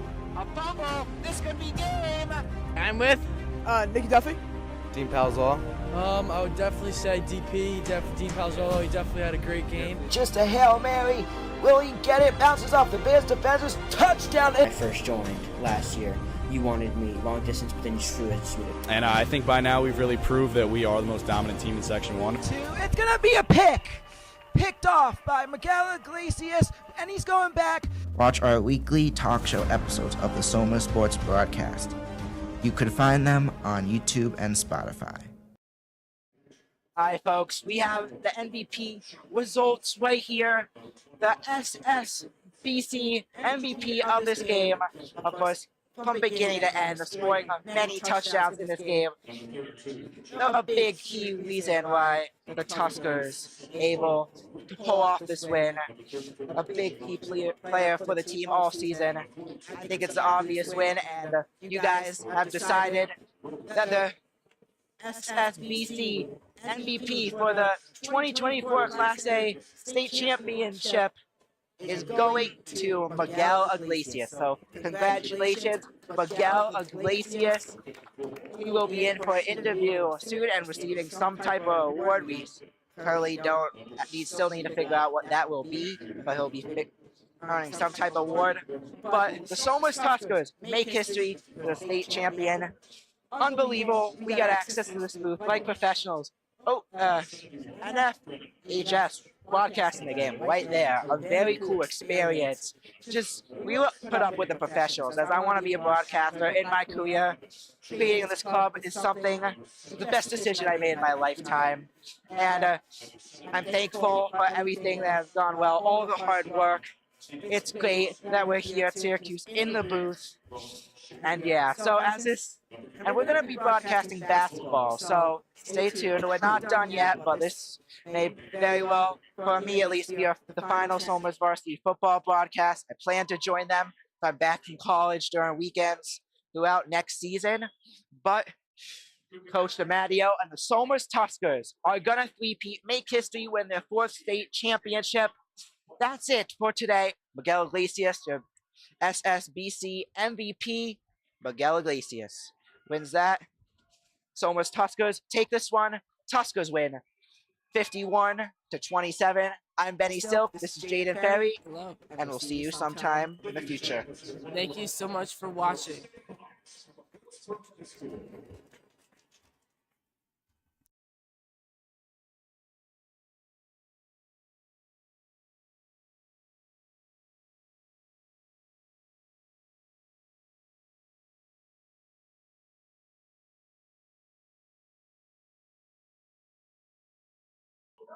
But yeah, thank you guys for watching, and we'll see you next time. The Somers Tuskers are state champions. 51-27, your final score.